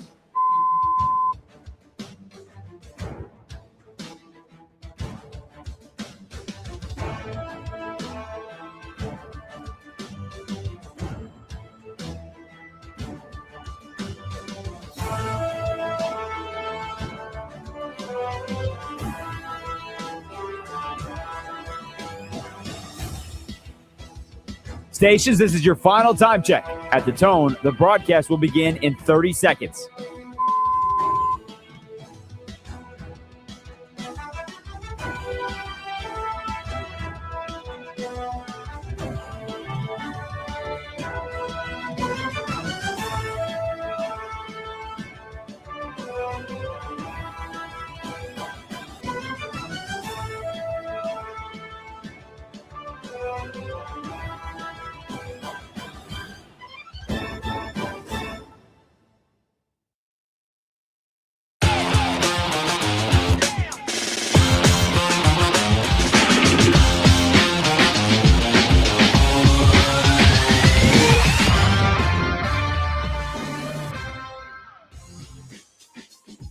Bleck Abdalla reacting to the breaking news in the NFL this hour. The Vikings have fired their GM, Kwesi Adolfo-Mensah.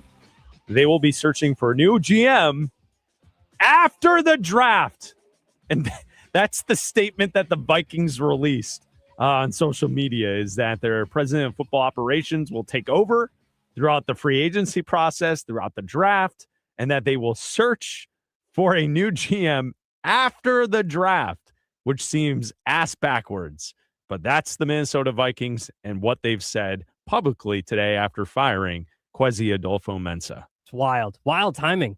Because he was just at the Senior Bowl scouting for the draft, watching a bunch of players. They've got all their draft picks. Like, this is a wild. And like, if you look at his draft record, it absolutely, you would say, okay, you deserve to be fired, but they've won a bunch of games, which just proves how good of a coach Brian Flores, Kevin O'Connell, what they've done with this team. Like, they're great. And you got to wonder how much some of this and the internal conversations in Minneapolis had to do with the success this year of the Seattle Seahawks. Absolutely. Sam Darnold is going to be playing in a Super Bowl game next Sunday. He was your quarterback last year. You decided to stick with J.J. McCarthy, to draft J.J. McCarthy, and you had Sam Darnold in the building. I wonder how much of that had to factor in with this news. It's Bleck and Abdalla. We're broadcasting live from Chicago. We're going to play Fill in the Blank now with Raj Sharon, who's in Colorado producing today's show. Hello, Raj. Hello, fellas. How we doing today? Let's play a little Fill in the Blank. Ready to go? Let's do it. Let's go. All right. First up, Clint Kubiak will be coaching in blank next year. I think it's going to be the Raiders. I think it's going to be Las Vegas. I think it's going to be the Raiders.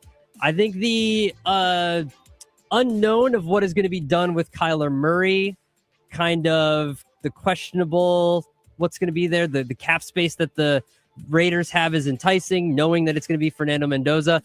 I mean, it would be funny if I said Minnesota there, but I don't think that's going to be the case. So, yeah, I'm going to say Las Vegas. It's not great for a debate show because I agree. Yeah. I think it's the Vegas Raiders. I think Kubiak makes perfect sense there, and he'll be able to be a part of a team that's drafting the first overall pick and a quarterback. So I think it makes a lot of sense. You could say Seattle. Kubiak, I mean, yeah, maybe he doesn't like either job and says, hey, both these jobs are bad. I'm going to wait for a better spot next year. Did that before. He could pull a Ben Johnson. No, I think he's going to take the Raiders job. I think it's a good job. So Kubiak to the Raiders. That's my answer. All right, next up, fellas, 2 blanks to fill here. We got two blanks. All right. LeBron James will finish up playing blank, and he'll do it playing for the blank. Bleck? Okay, LeBron James will finish playing after next season, and he will do that with the Los Angeles Lakers. I think LeBron will finish his career in Los Angeles with the Lakers, but he'll get a retirement tour. So they'll let you know well in advance that this is coming down the pipe. You're gonna get that. You're gonna get that invite to that wedding 2 years out, right? Like you're gonna have to put that on the calendar. This is a big deal. LeBron's gonna let everyone know. So he's gonna finish playing after next season, and it will be with the Lakers. Okay. Can I change this up a little bit? I know what you did it with the timing, but I'm gonna do 2 places. Do you want a third blank? No. Instead of 2 blanks, you want 3 blanks? No, because I want him to be traded to Cleveland because I think it would just be cool. And I think it would be cool to see. But I think LeBron James will finish up playing in Cleveland for the Lakers. I think the schedule makers.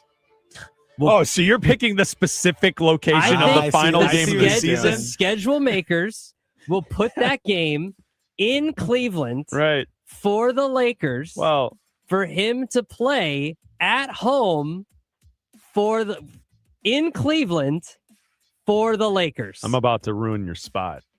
You're telling me that neither of those teams are going to be playoff teams? No, I understand that, but it just... Do you? The last game won't be that game then.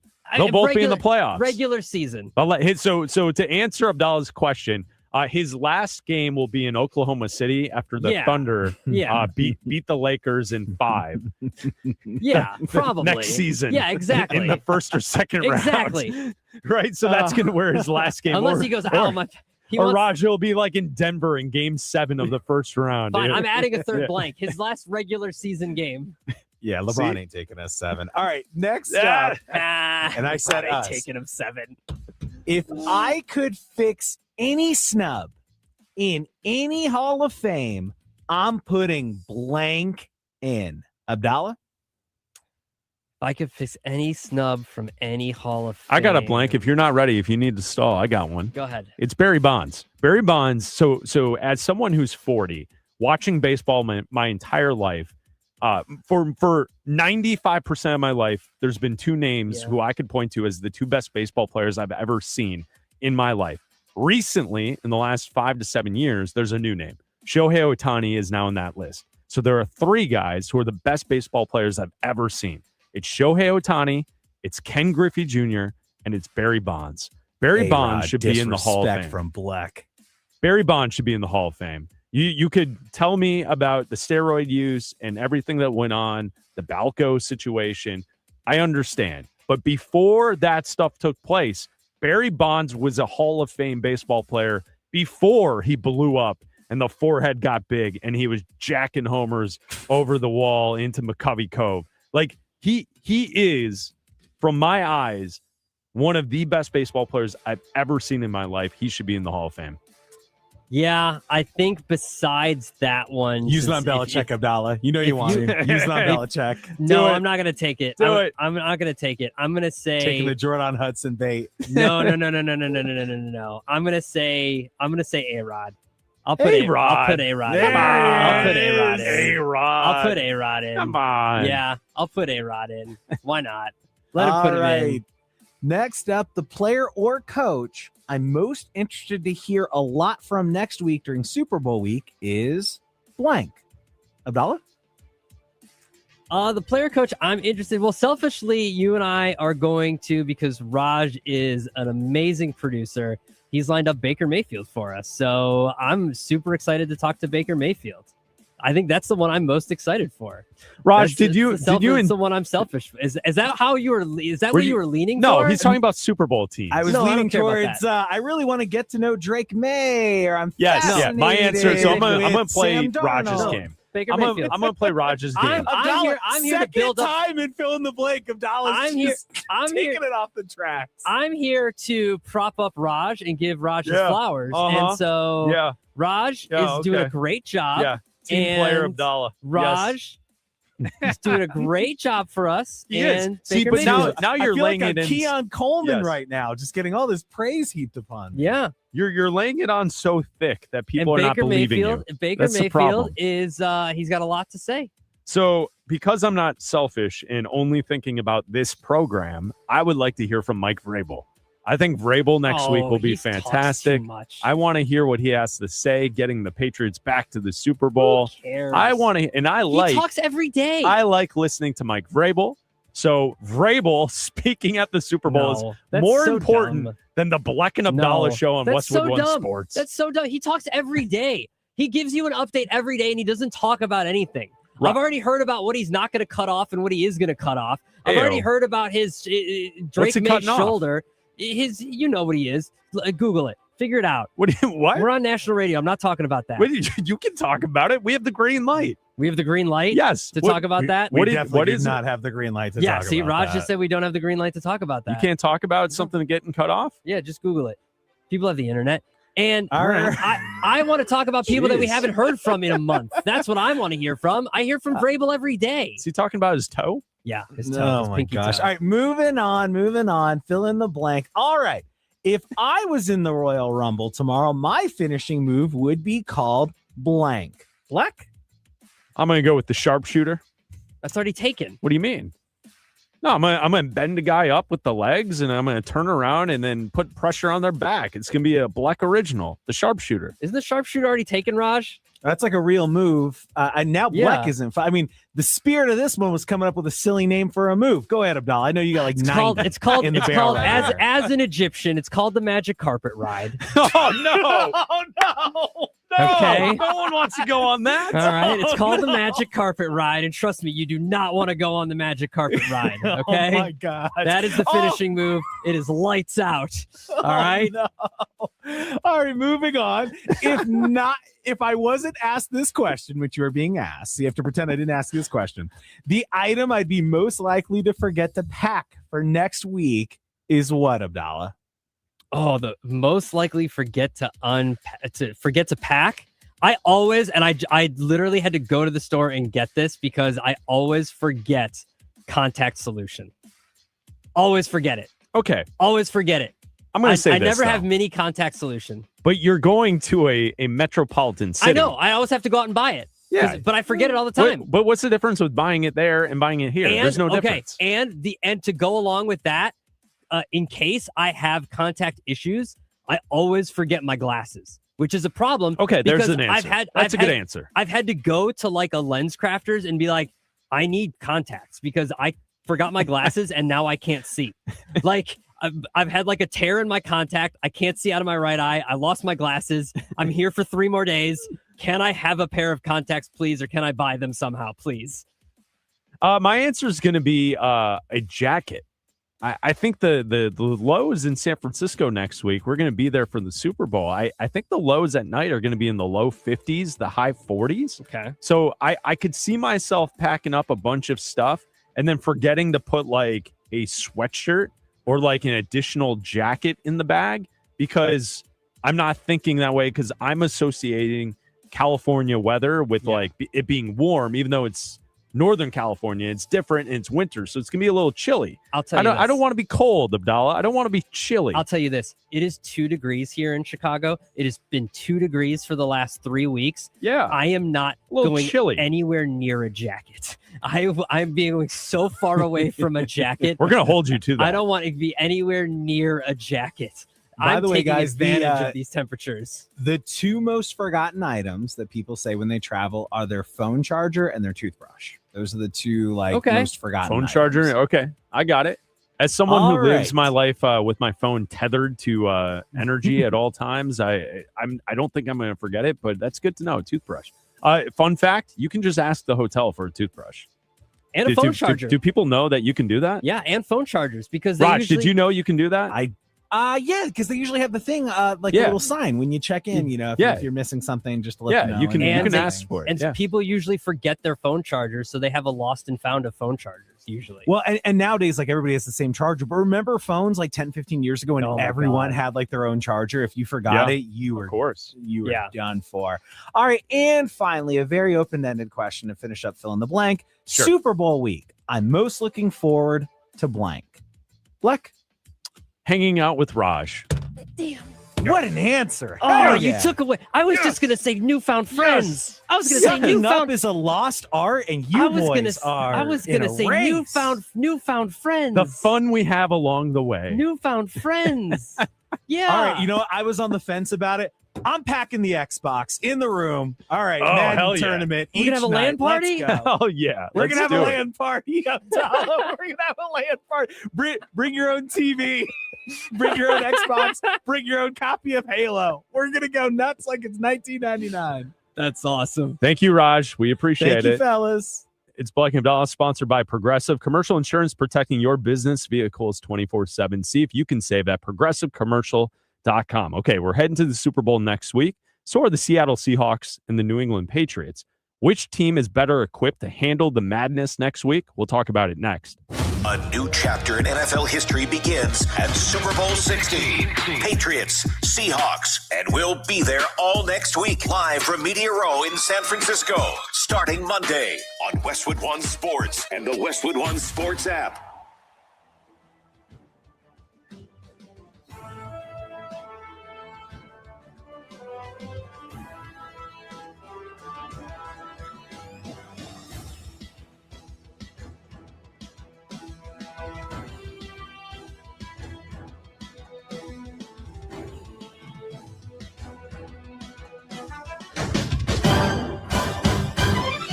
At the tone, the broadcast will begin in 4 minutes, 30 seconds.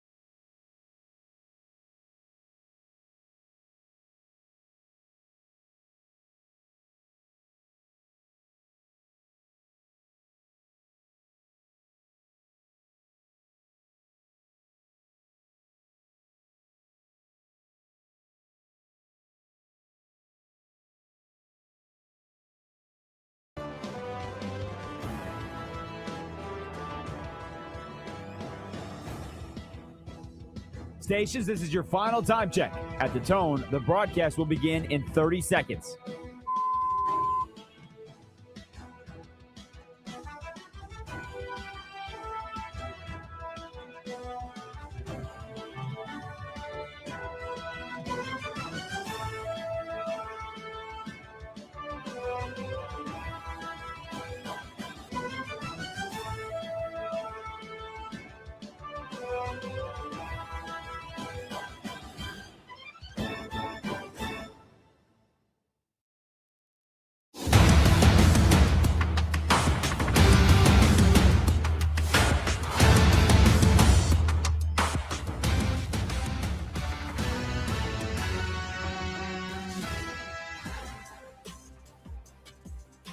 Super Bowl 60 next weekend. Sunday, the Seahawks and the Patriots will face off in Santa Clara.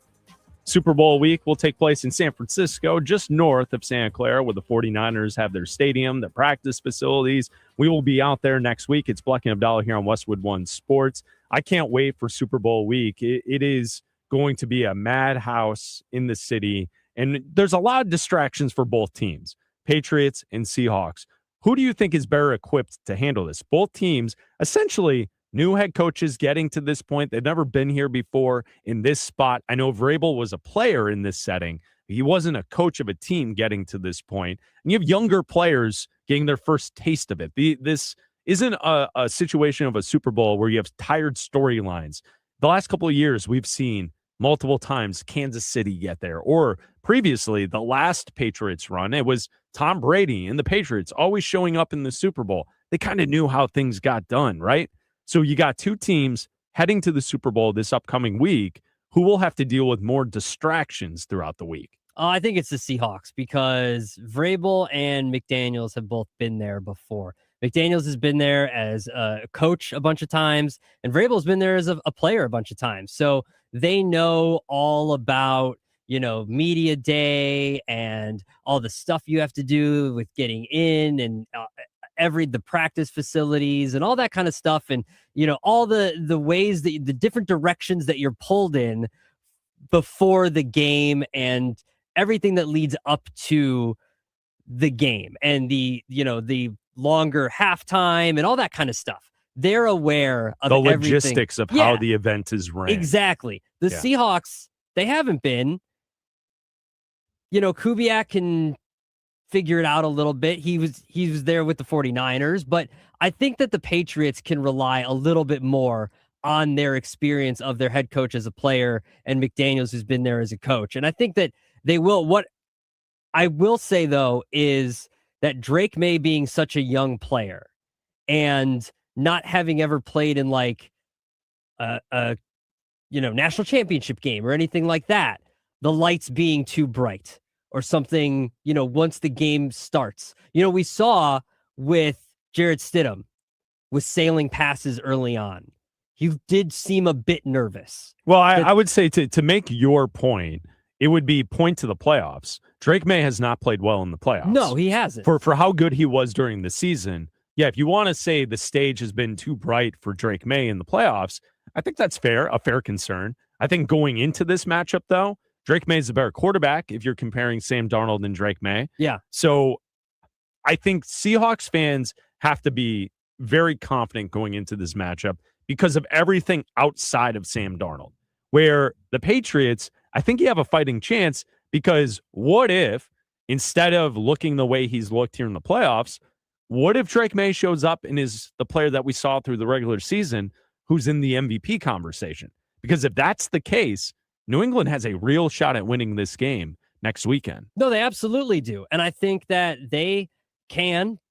However, I would rely more on what I've seen recently from both the Seahawks defense and Drake May in the playoffs. And Drake May in the playoffs has taken 15 sacks so far in 3 games. He's turned the ball over a bunch. He didn't turn the ball over in the last game against the Broncos, but that was a literal blizzard in the fourth quarter. And early in the game, the Broncos were getting to him. There were a bunch of 3-and-outs, and I think that's one of the main reasons why Sean Payton chose to go for it on fourth down early in the game rather than kick a field goal, because he saw that the defense was playing really well, that the offense was moving the ball down the field, and thought that he could get back down into field goal range again if he needed to, or score if he needed to.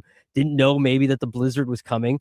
But I think that if the defense plays for the Seahawks like it has the entire season and in the playoffs, I think that they'll be able to take advantage of a guy who continues to take sacks. I mean, he took close to 50 sacks in the regular season, 15 sacks in the playoffs so far. He's averaging 5 sacks a game in the playoffs. Like, that's insane. I would also add Mike McDonald. It's his first time coaching in the Super Bowl, first time getting there, right, with the Seahawks. I wonder if with Clint Kubiak, essentially, we've seen this in the past where a coordinator has like one foot out the door because they know they're getting one of the head coaching jobs. I wonder if there's concern with Seattle in the offense that like maybe all the focus, which should be on winning the Super Bowl, is there's some disruption to that because of Kubiak trying to figure out whether or not he's going to take the Raiders or the Cardinals job. Like that, I think that is a storyline that always pops up around this week. The week leading to the Super Bowl is the coordinators have multiple things on their plate, because it's not just getting hired for that job. It's also you are in charge of all the back dealing of trying to get all of the people to join your staff. Yeah. So it's not just the idea of like, oh, he's going through interviews the week before the championship games or before the divisional round, or he's a hot candidate and there's 2 teams waiting for the services of Clint Kubiak. He also is looking at the coaching landscape and seeing who's out there still who could possibly join him in a new location. You know, those who are with the Seahawks who might go with him, whatever that is. Sometimes that could be a distraction to the situation as well. So I do think, I agree. I think it would be the Patriots. I think the Patriots are more well-equipped for the question of who is better equipped to handle the madness of Super Week. So Bleck Abdalla here on Westwood One Sports, hanging out with you until 3 Eastern. And we will be there next week, broadcasting live from Radio Row in downtown San Francisco. We cannot wait to get there. It's going to be a great time. I was doing some thinking today, Abdalla. I think Raj is producing the show in Colorado. Raj, I think you're going to be there with us. I will be babysitting. Yes. Well, no, I think I don't think you have to really worry about me much, but I think you and I should come up with a list. I have a list here, Abdalla's adventure list in San Francisco. Ooh, so I think we're going to set him out on an adventure in the Bay Area. Yes, I've got a list of locations and things to do while we're in San Francisco next week. And I want to see if, Raj, if you can help me convince Abdalla to go do and see these sites around San Francisco next week. All right, let's start with an easy one. The Golden Gate Bridge. Abdalla, will you go to the Golden Gate Bridge for us? Go to it, or can I just be you like, gotta see the site? Can I just be like, I see it from a distance? Like, there it is. You gotta see it, man. Well, I have to touch it? Take a picture, put it on the Take a gram. picture. That's far out there. They have a park. There's the Golden Gate Park. I understand. That's you could far go to out the there. park. That's far out there. Okay, first of all, this segment's dead on arrival. If the first thing in San Francisco, the Golden Gate Bridge, tourist trap in the city is like, we're already getting pushback. Tourist trap. You just said it. That's far out there. We're already getting pushback. All right, that one's on a maybe. That one's a maybe. Maybe category. What about Alcaraz? Alcatraz. You want me to? I was watching too much tennis this morning. Yeah, you were. Carlos Alcaraz. Alcatraz Island. I have to get on a boat? Have you? I get seasick. I'm going to tell you, it's one of the best tourist things I've taken it before. You should go. I get seasick. Alcatraz. I get seasick. So you're not going to go. I'm not getting on a boat. We are 0 for 2 on Abdalla's adventure. I'm only going if Nicolas Cage is going to be there and we go to the Rock. Will you watch Carlos Alcaraz? Maybe. Is he still going to be playing? Yeah, he will. He's in the final. Okay, then yeah, I'll watch some Alcaraz. He and Joker. If I can watch Alcaraz at Alcatraz, I'm in. That would be cool. Fisherman's Wharf. Are you going to go to Fisherman's Wharf? Well, listen, if I'm at Fisherman's Wharf, I might as well go to Alcatraz. It's right there. It's the same thing. I don't know if it's the same thing. It is the same thing. It's right there. I don't think it is. It's all in the same area. Well, it's in the same bay. Okay, it's the same thing. What? It's right there. I don't follow that. I think it's right justification. there. It's all right there. All right, what about Union Square? Union Square, I think we'll be around that area. I Yes, think we it's will. close to our hotel. Sure it is, So- and so is the convention center. Yeah, okay, that's doable. Okay. That's within walking distance, I think. Raj, she's really going to give us a lot of effort on this. Yeah, so that's doable. Just scream. What's in Union He's Square? all in for the team. Just screaming. What's in Union Square? What's All right. what's there to see besides the square? What's there? What's there? What There's is there? stores, Stores. hotels, What's the store? shops, I got wow, restaurants. who goes to stores these days? What about the Painted Ladies? Will you go see the Painted Ladies? That's the Full House. Ooh. That's the Full House, right? Yes, the Okay. house is. Yes, multiple. The Full House. It's a big park. It looks over The the, little view. park. It's- Yeah, you got to yes. go play in the park, Abdalla. Yes. Okay, I could maybe do that. I've seen it. Nice, Laura. It's a little bit out there. Okay. All right. So maybe in for the Painted Ladies. It's a little bit out there. I've been there. That's kind of a trek just to go see some houses that I've seen on TV before. Abdalla's adventure list in San Francisco next week. This is What a lot can of we Ubers. convince him to do? I don't know if I can expense these or not. Lombard Street. What's on Lombard Street? It's the I can go to the one that Lombard. goes- I can go to Lombard, Illinois. No. It goes like it's like the Oh, the cool street. zigzag? Zigzag street. Oh, the zigzag. going straight down. Okay, I've seen the zigzag. Will you go to that street? I've seen it. It's a big hill. What the hell's wrong with you? It's a big We're hill. supposed to be building this up as it's enjoyable. That really This should is- just be the name you're of the show. seeing the It doesn't sights. need to be Bleck and Abdalla. Just what the hell is wrong with you? All right, let's see if we can get him on this one. It's a big hill. Will you get in a kayak in McCovey Cove? I'm not getting in the water. That's a no. That's a no from me. It's only going to be 60 degrees there. I'm not getting in the water. Okay, what about Hey, you were will just you see? earlier saying how warm it's going to be compared to what you have in Chicago. On You're not even land. going to bring a On- jacket. On land, Well, not you- in the water. Will you see the Tony Bennett statue? They have a Tony Bennett statue? Yes, in San Francisco. Okay, that I'll go to. Oh, really? Yeah, I'll go All see right, Tony we got him Bennett in. statue. Okay, all we got him right. in The on Tony something. Bennett statue. Where's this Tony Bennett I statue? think it's at the Fairmont Hotel. Okay, where's that? It's in the city. Okay. I'm glad you Do you did want an research. exact location? I'm glad you did research on I know this. where it is. Okay, yeah. It's not far from where we're at. Okay, cool. You could theoretically walk there, Okay. or you could ride a cable car. Will you Okay. ride a cable car? Yeah, sure. Those you just hop on, right? Yeah. Okay. Yeah, I'm in. All right, and then the final thing I have for you, Abdalla's adventure list in San Yes. Francisco. Will you take a picture with a sea lion? If I can find one, Ooh. yeah, I'll make a new friend. Absolutely. Why wouldn't I? I'll try to take it home. Hey, Bleck, Well, can I I don't- add yeah. one to Yeah, go ahead. Abdalla's adventure Quickly. list? Quickly. We talked about this earlier. I want him to go see the 49ers practice facility if it affects his body. Yes, we need to do that as well. Black and Abdalla, Westwood One Sports. This is Westwood One Sports.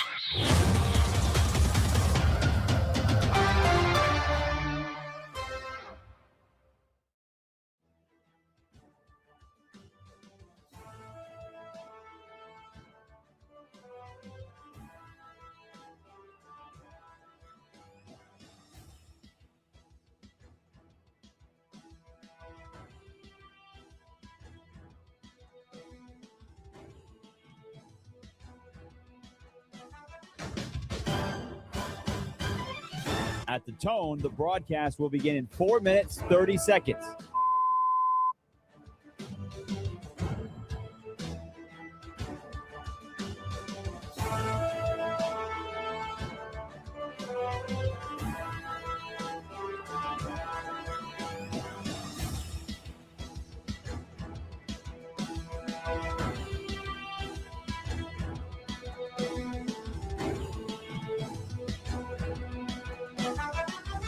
At the tone, the broadcast will begin in 4 minutes.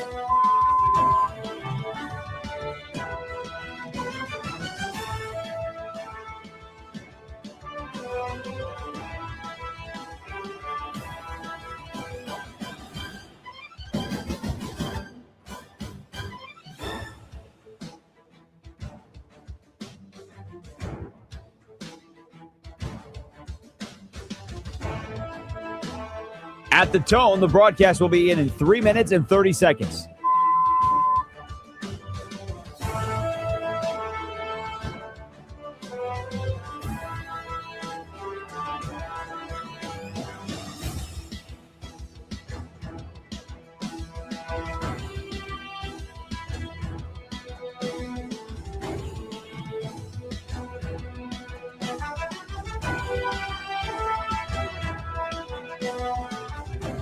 At the tone, the broadcast will begin in 3 minutes.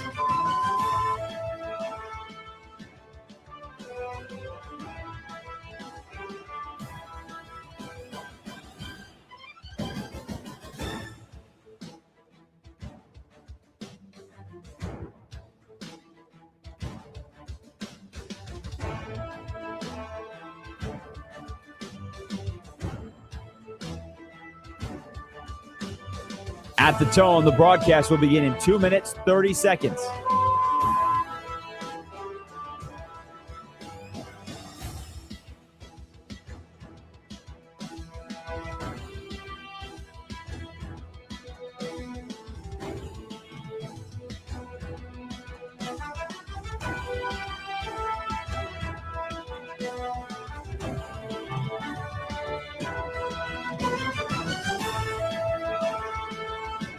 At the tone, the broadcast will begin in 2 minutes.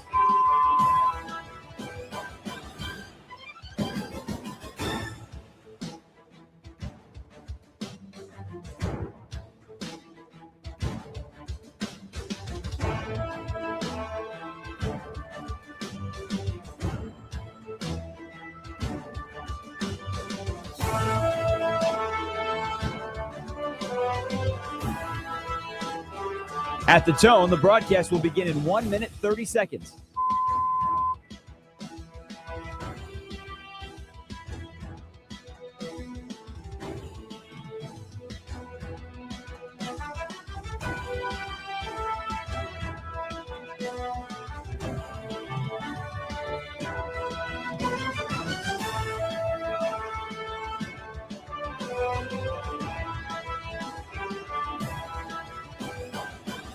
At the tone, the broadcast will begin in 1 minute.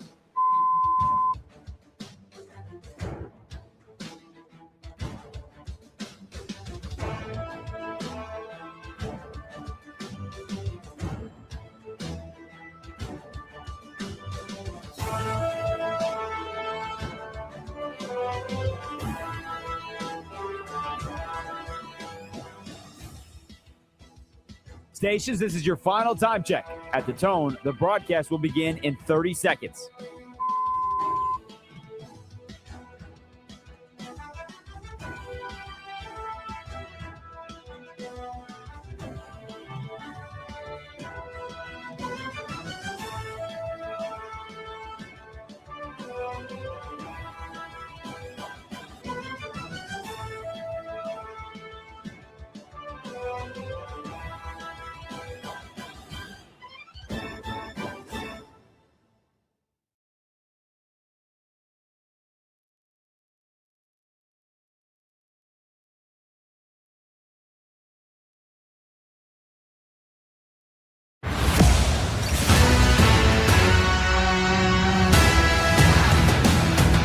Welcome in to Bleck Abdalla on Westwood One Sports and the Westwood One Sports app, Sirius XM Channel 375, noon to 3 Eastern each and every weekday. Jim Rome coming up at 3 Eastern right here on Westwood One Sports. I'm Chris Bleck along with Adam Abdalla live from Chicago, taking your calls on an all calls welcome Friday with Bleck and Abdalla at 310-840-4910. We also have breaking news in the NFL today. The Vikings have fired their GM, Kwesi Adolfo-Mensah.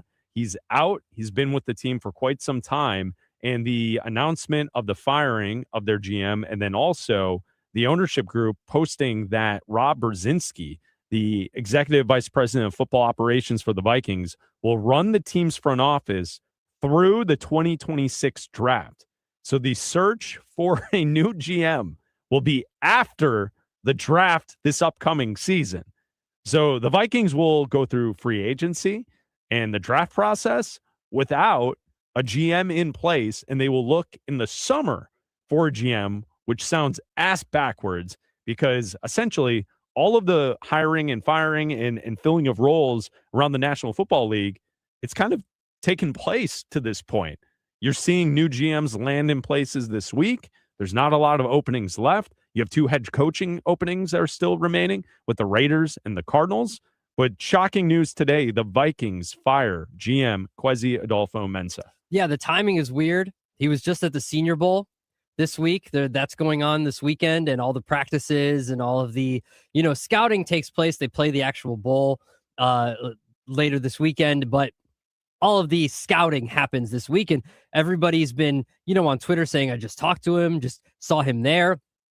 But if you look at what people are saying as far as NFL insiders go, the Diana Rossinis of the world, the Jeremy Fowlers, Adam Schefters, this is not that surprising to them. There was a rift with Kevin O'Connell and Kwesi Adolfo-Mensah, and this had been building for quite some time. And whether it was about personnel, whether it was about the current quarterback situation, the fact that they let Sam Darnold walk, the fact that they let Daniel Jones walk and his success with Indianapolis until he was injured, and then having Carson Wentz in the building, which didn't work out, and then also now having J.J. McCarthy in the building, who's not working out right now. And if you look at Kwesi Adolfo-Mensah's draft record, it's not good. So the team has really been lucky to win 14 games last year, and then as many, they're at the bottom of the division this year. So to me, this is surprising given the timing. You would have want to do this, a couple weeks ago around Black Monday at the end of the season, so you could have done all these interviews. And it also says to me, if you've got this in place and you're going to have Kevin O'Connell as your head coach, he's going to be the guy that is going to be making these decisions on the draft. Like, I understand that you have Rob Brzezinski in place to oversee the draft and do some of these personnel decisions and making these picks, and he's your interim GM. But I don't think that this move is made without Kevin O'Connell's okay, because he's going to be making the offensive decisions, and Brian Flores, who signed a new contract after not getting a head coaching job this cycle, is going to be making the defensive decisions. Well, the timing is what's weird. You're right. People around the NFL are pointing to the fact that this isn't necessarily a surprising move. It's just surprising that it's taking place today. Today is January 30th, right? Like, next week is Super Bowl week. This is a little late in the process to figure this stuff out. Kevin Seifert works for ESPN. He put this on social media recently. Quote, "There have been rumors for weeks about this, even after Kwesi Adolfo-Mensah gave his postseason press conference on January 13th. He has been at the Senior Bowl this week. Every time I checked, I've been told there were no plans to make changes. This was a very recent decision," end quote, from Kevin Seifert. So this is something that just happened. There was also a reporter, I believe, from The Athletic, Alec Lewis. He put out there, he covers the Vikings for The Athletic. He wrote, "Talking to Vikings staffers, this was not at all expected to happen at this point in the calendar. Many are blindsided. There had certainly been a lot of tension in recent weeks and months, and a lot of murkiness within the decision-making process." So people around the Vikings are stunned at this move. And I think that is exactly how we felt when we saw about an hour ago that this news broke on social media, that the Vikings are firing their GM this late in the game. It's not a surprise. And we can run through the draft picks for the Vikings in recent years. We can talk about the fact that perhaps this is a decision that has been made this week because look at our Super Bowl matchup. New England, Seattle. Drake May against Sam Darnold. Yeah. Sam Darnold last year was a very successful quarterback for the Minnesota Vikings. He blew up in the playoffs. Wasn't good in the playoffs. But during the season, the team won 14 games. He was a part of it. How much of a part of it, we could debate. The same debate we're going to have this year with Seattle. How much of a part of this is Sam Darnold with the Seahawks run? He had a hell of a game in the NFC Championship game, but at times at the end of the season, Sam Darnold didn't look great. And that's kind of who he is. He's a quarterback that can play well. Sometimes he doesn't. That might be good enough for most teams when you then move off of a guy like that because you think you can find better, and you have J.J. McCarthy. And I don't know if a Viking fan can call us today and defend J.J. McCarthy after seeing the way he played last season. The kid isn't very good. He just isn't. Can he develop into a better quarterback? I'm sure he will. But right now, he is far behind the others of his draft class. Bo Nix, Drake May, who's in the Super Bowl, Caleb Williams in his division. There are other quarterbacks from his draft class that are clearly head and shoulders above and better than J.J. McCarthy. And it was all a decision to move off of Sam Darnold to go that direction. And there you get today, GM fired for the Vikings. It's a stunning turn of events based on the timing of this taking place today. Well, the problem is the one guy, there's like 3 or 4 guys I could think of, and top 2, and he might not be 2, to develop a quarterback is Kevin O'Connell. So I wouldn't want J.J. McCarthy to go anywhere else because I can point to Sam Darnold and Daniel Jones. You and I were literally joking yesterday saying that, and the day before, saying that Daniel Jones just had to breathe the same air as Kevin O'Connell. And look what he did in Indianapolis. Like, Kevin O'Connell is the quarterback whisperer. And so the fact that J.J. McCarthy had a year to sit because of injury, like, it's not that he just, they chose to sit him. He was injured for an entire year. Yeah. And then he comes back and it wasn't productive. And then he's injured again. And then he comes back and it's still not productive. And he had a decent last few games, but at that point, the team was out of it. So it didn't really matter. It was garbage time football. And the team was done. And he's got, the problem is too, what you and I have talked about as the recipe to prop up a good young quarterback is there. They have a great defense. Mm-hmm. They've got a great front seven. They've got everything there. And the coordinator's back in the mix. Brian Flores is back. So they've got one of the best wide receivers in the NFL, and Justin Jefferson. And what more could you ask for if you're a young quarterback than Kevin O'Connell, a great defense, and Justin Jefferson? What more could you want? It's Bleck Abdalla here on Westwood One Sports. It's a Friday. All calls welcome on a Friday with Bleck Abdalla at 310-840-4910. We go to Ray in Chicago. You're on with Bleck Abdalla. What's up, Ray? Hey, happy Friday, boys. How you doing? Happy Friday. What's up, my man? All calls welcome. So, I Hell love yeah. this. And yesterday, by the way, Adam, thank you for some Zoo News. Appreciate you, man. You're welcome. All right, I'm going to leave it up to you, Chris and Adam. Yeah. I got a sports question I either want to ask you or a personal question between the two of you guys. Let's go. Let's fire them both. It's a Friday. Let's get weird. Let's do this. All right. So yesterday regarding Wemby and Giannis, I'll start with the easy one. You guys are talking about because Giannis might get traded. You can't trade a young Wemby for Giannis right now because, look, last year Wemby was that blood clot issue. Hopefully that's not going to continue on. And Giannis is already missing games, especially in the postseason of late. He's a great talent, but I'm not giving up on possibly the best NBA, the guy that's going to be the best player in the NBA in the next 2 years. You can't do that. So I wanted to chime in on that.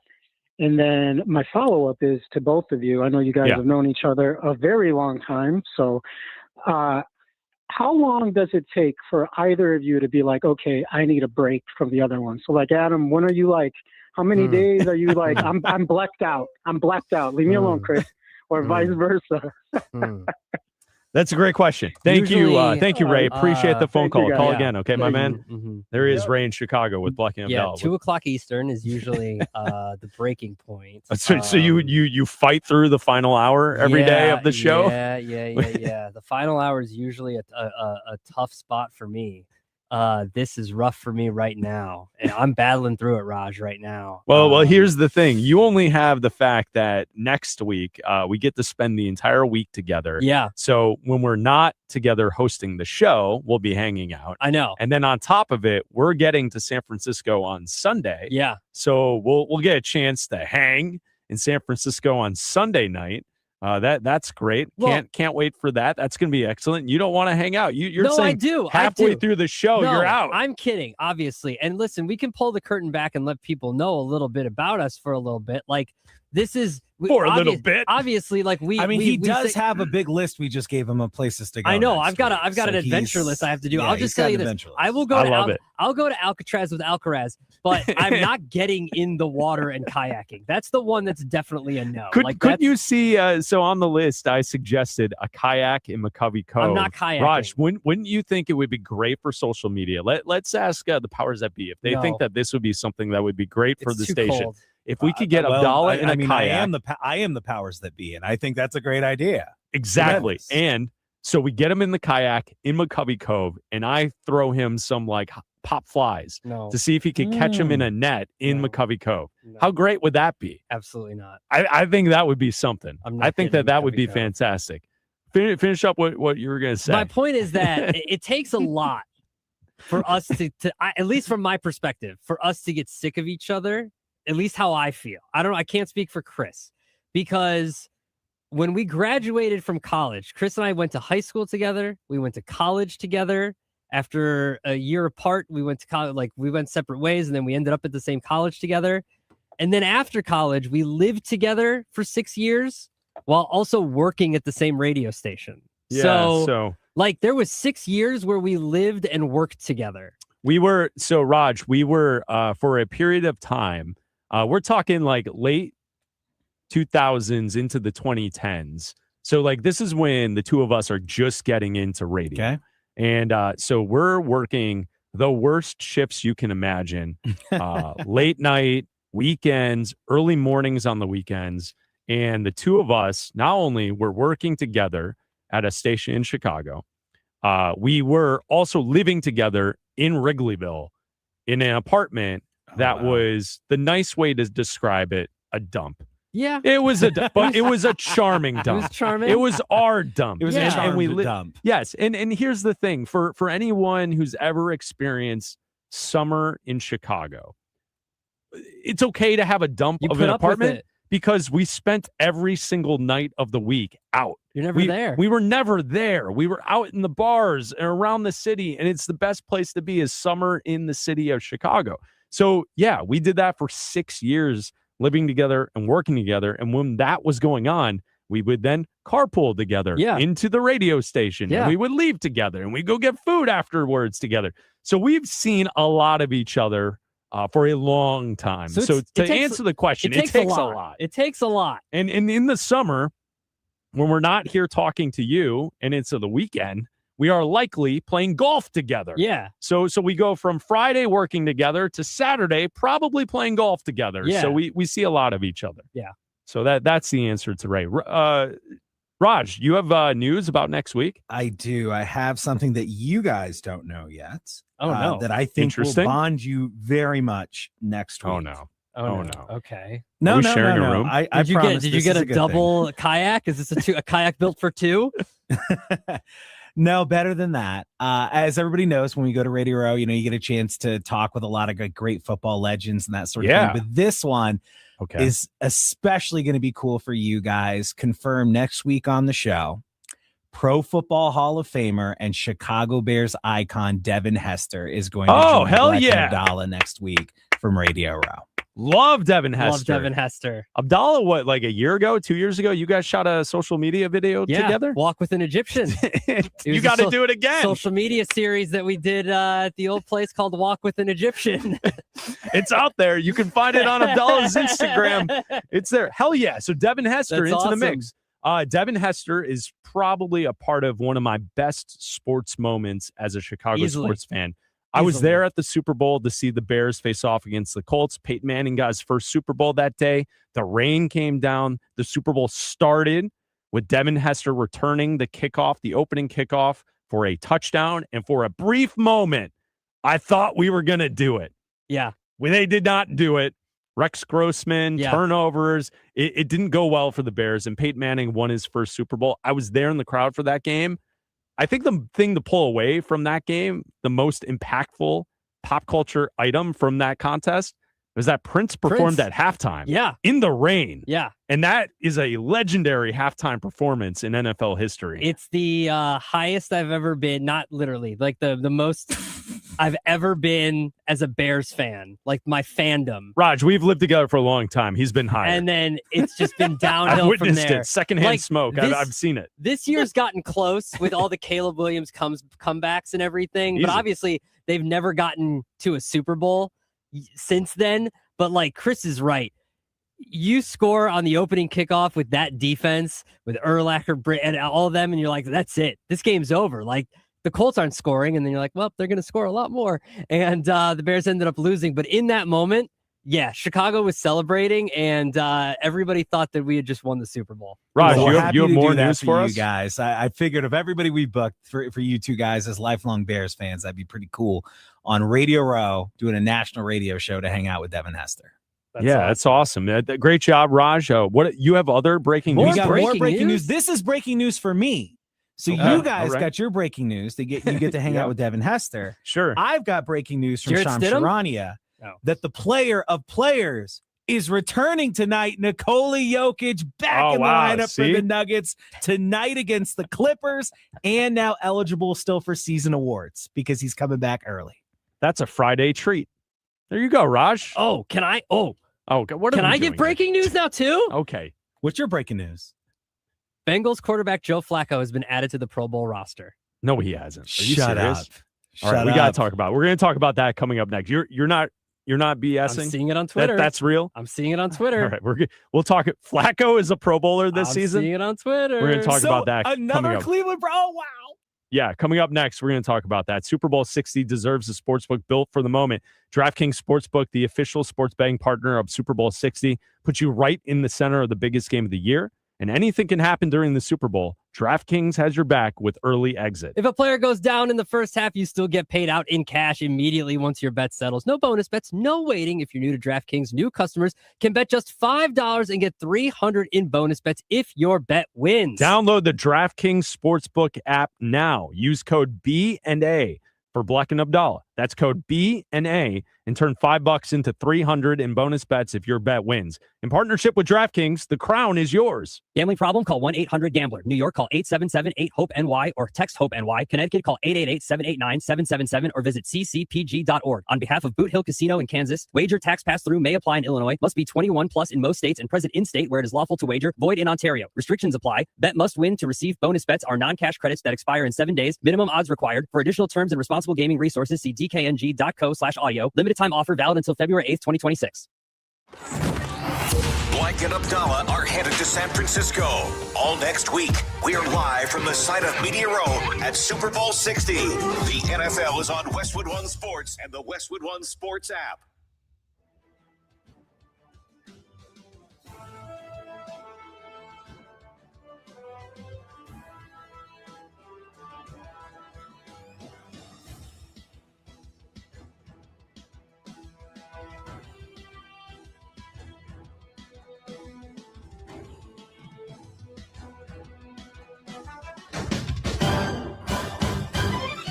At the tone, the broadcast will begin in 4 minutes, 30 seconds.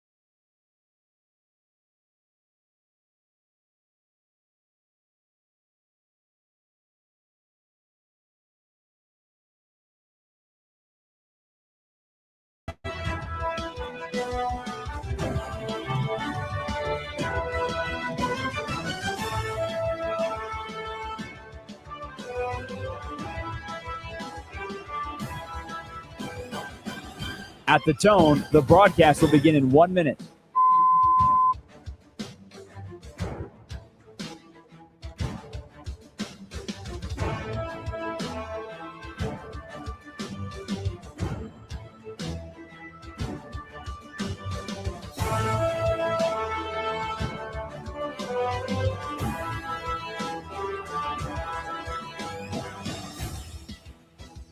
Stations, this is your final time check. At the tone, the broadcast will begin in 30 seconds.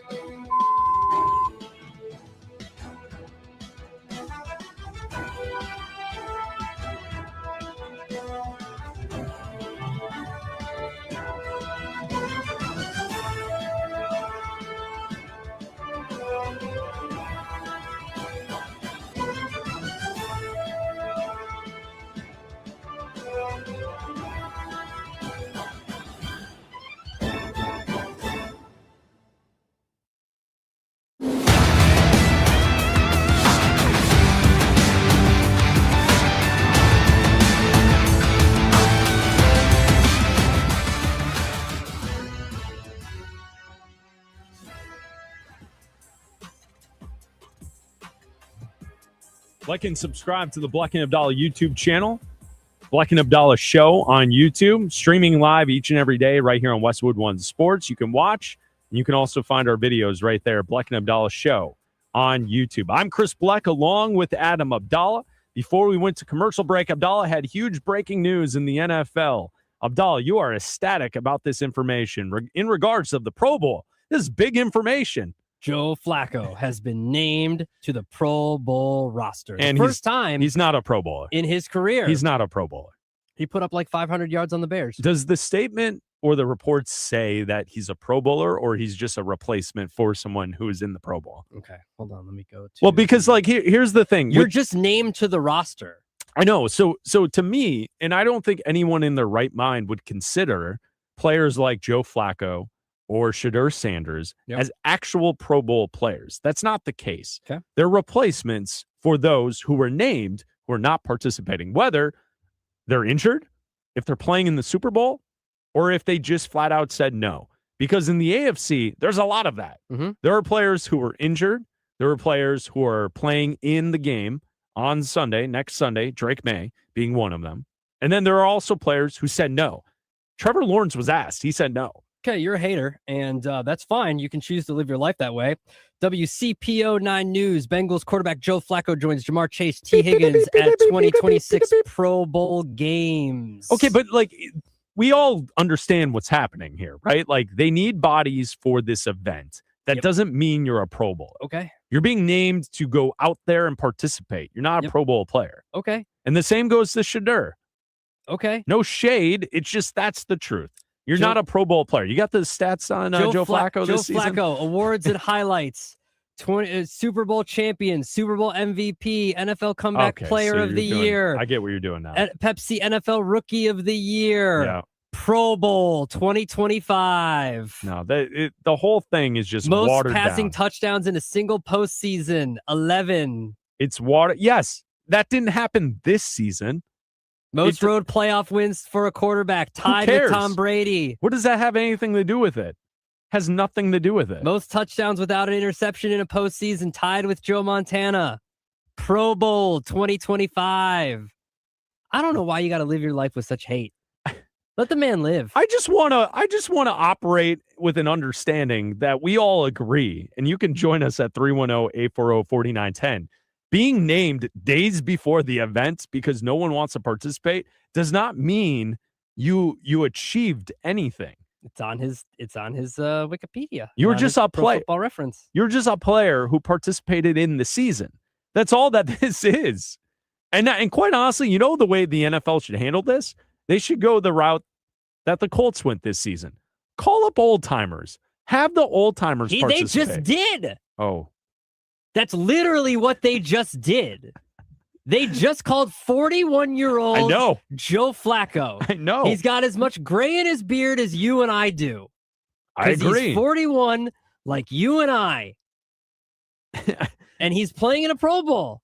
Good for him. Yeah, but it's Let the him Pro Bowl live. games. Let him live. It's not the real deal. It's not what it used to be, It's Abdallah. not, but It used to that's- mean something. But that's my point, is that when we talk about player accolades and we say 6 times, when you go and we sit in these rooms, not we, but the royal we, like we just talked about earlier this week with all the Bill Belichick mess, when you go in and people are going to argue for people's Hall of Fames, for players' Hall of Fames, they are going to say 5-time Pro Bowler and whatever. They're going to use that to measure someone's Hall of Fame merit. Do you have the list of the roster? Who are the quarterbacks in the AFC now? I can. Hold on. Because like here's what I'm looking at, right? You like the stats. I've given you stats throughout the week. Here's a stat.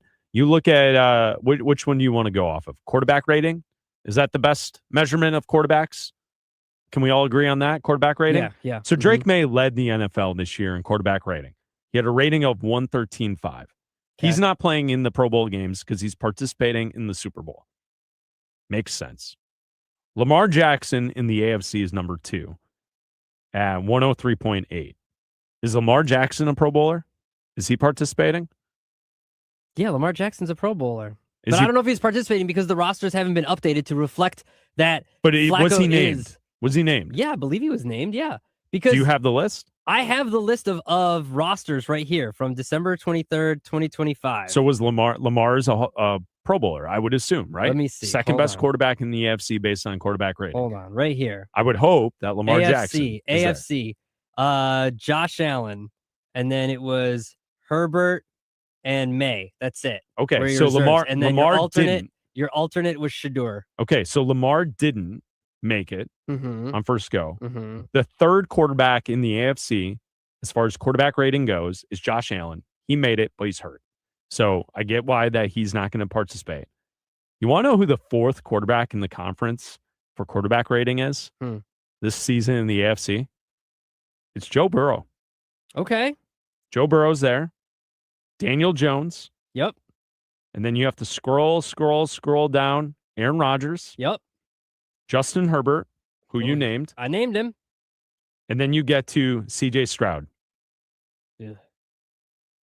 C.J. Stroud, Trevor Lawrence, Patrick Mahomes, Justin Fields. Those are the quarterbacks. If you're just stacking it based on quarterback rating for this past season, here's my point. I don't see Joe Flacco on the list there. Of course not. I don't see Shedeur Sanders on the list. I assume Aaron Rodgers is healthy. He doesn't have an injury right now, right? He doesn't want to go to that. Well, no, right. He doesn't want to participate. Trevor Lawrence said no. We know that Herbert is dealing with injuries and he's not going to participate, right? No. Or is he participating? Who is participating outside of Shedeur and Joe Flacco? Do you see my point in this? If it's a look back at the season and who actually played well, you're not going to get it by looking at the Pro Bowl teams because you don't know. Do you want to know who's participating? Yes. Find out Tuesday, February No, 3rd, see- live from San Francisco in the Moscone Center Why did I even ask? But here's the overall arching on point. ESPN and Disney Plus. Let's solve this for the NFL right now. Don't have these. If you're going to do a little competition or whatever, let's call up the old timers and have them hurl the footballs like the old quarterback competitions they used to air on TV in the 90s. Do you remember those? Yeah. With Steve Young and Brett Favre and all the different quarterbacks, and they'd be out there throwing the football. And they'd have the targets on the field, and then you'd have the longest throw competition, and then you'd have all these different drills for the quarterbacks to participate. Let's get the old timers out. They're all going to be there next week anyway, celebrating the Super Bowl and Super Bowl week. Let's get them on the field. I'll watch that over this. They don't want to blow out an Achilles. No, they don't have to run. Just throw. Just throw? Yeah. Why not? That to me is more interesting than trying to figure out who actually made the All-Star team, who actually made this Pro Bowl, which guys are hurt, which guys just don't want to participate. To me, it's watered down. When you get Flacco days before saying he's an alternative, or Shedeur Sanders this week, what's the point? I I don't know. Well, Shadur Sanders is obvious. It's to get eyeballs on it and to get attention to it because no one's going to watch these games. Because the second you stopped having an actual game, everybody said, why are you having a real game? And then the ratings would come out and it's like, oh, because people are still watching. Well, because the ratings it would happen on this weekend, would be the Pro Bowl from wherever, and it would be a glorified scrimmage, and the total would be insane. But guess what? People would still watch it. I'm okay with that. People would still watch, and people would gamble on it, and it would do decent numbers in the ratings. But then you went away from it. That's the problem, is that the NFL did away with a real game, and they went to flag football. And now no one wants to watch it, and no one wants to participate. If you went back to a real game, people, at least it's a product that people would watch. I'm with you. And I think that the problem is that football cannot be played in a situation where you're not giving your all. NFL players, college football players, high school players, when you're on the field, because there's an element of danger, and the fact that you can get hurt and seriously hurt at any moment, you have to play with effort when you're playing football. So when you turn it into something that is a no effort, jog up and down the field situation, can't tackle. It's not interesting. I know. But if you're playing something where if you're able to convince the teams to actually give a little effort like you used to back in the day, not a ton of effort, a little effort, people would absolutely watch. Yeah, if it was the old style Pro Bowl, people would watch that. Then what you're going to have to do is you get rid of the actual game and you just name Pro Bowlers. These are our Pro Bowlers because incentives are tied to this. That's what I'm saying. Is just name the team. I don't care about who the fill-ins are. Just give me the team. In contracts, players are getting incentives. If you make the Pro Bowl, you get an extra $100,000 or whatever. Like players in their contracts that they sign with teams are getting accelerators because of this. And when we talk about, like I said, player accolades, 5-time Pro Bowler, 6-time Pro Bowler, whatever, that's what we talk about. And it waters it down when now Shadur Sanders is in it and Joe Flacco the day before is named to a Pro Bowl roster. Like it waters down what it used to be a 7 or 8-time Pro Bowler, or that Tom Brady made it almost every year of his career or whatever, it meant something. And now, because it's a flag football game that no one wants to show up in like the same place where they do Radio Row in the same building, it's not the same thing. It's lame. No, I agree with you. We're sponsored by Robinhood. You expect more from yourself. Expect more from your money. Get started today at Robinhood.com/yourmoney. ESPN has an article out talking about the head coaches who have been hired since 2021. They've ranked every head coach hired since 2021. The person that's number 1 on the list is absolutely wrong. We'll talk about that coming up next. Super Bowl 60.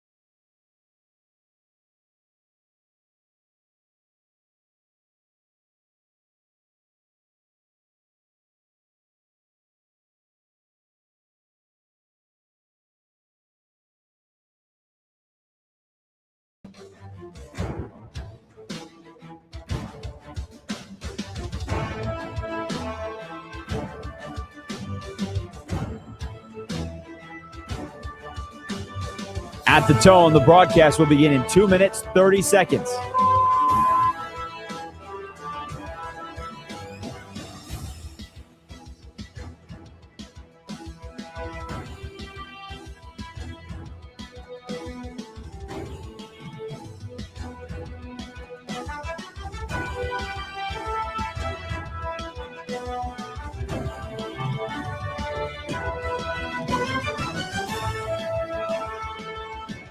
At the tone, the broadcast will begin in 2 minutes.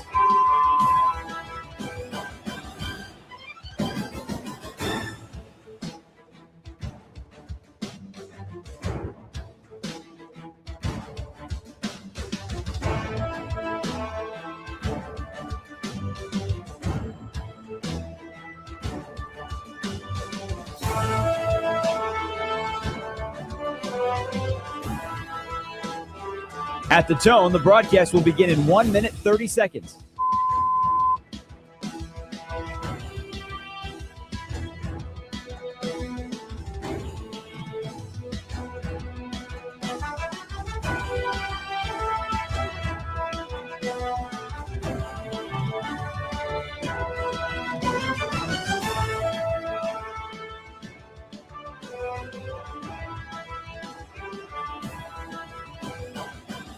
At the tone, the broadcast will begin in 1 minute.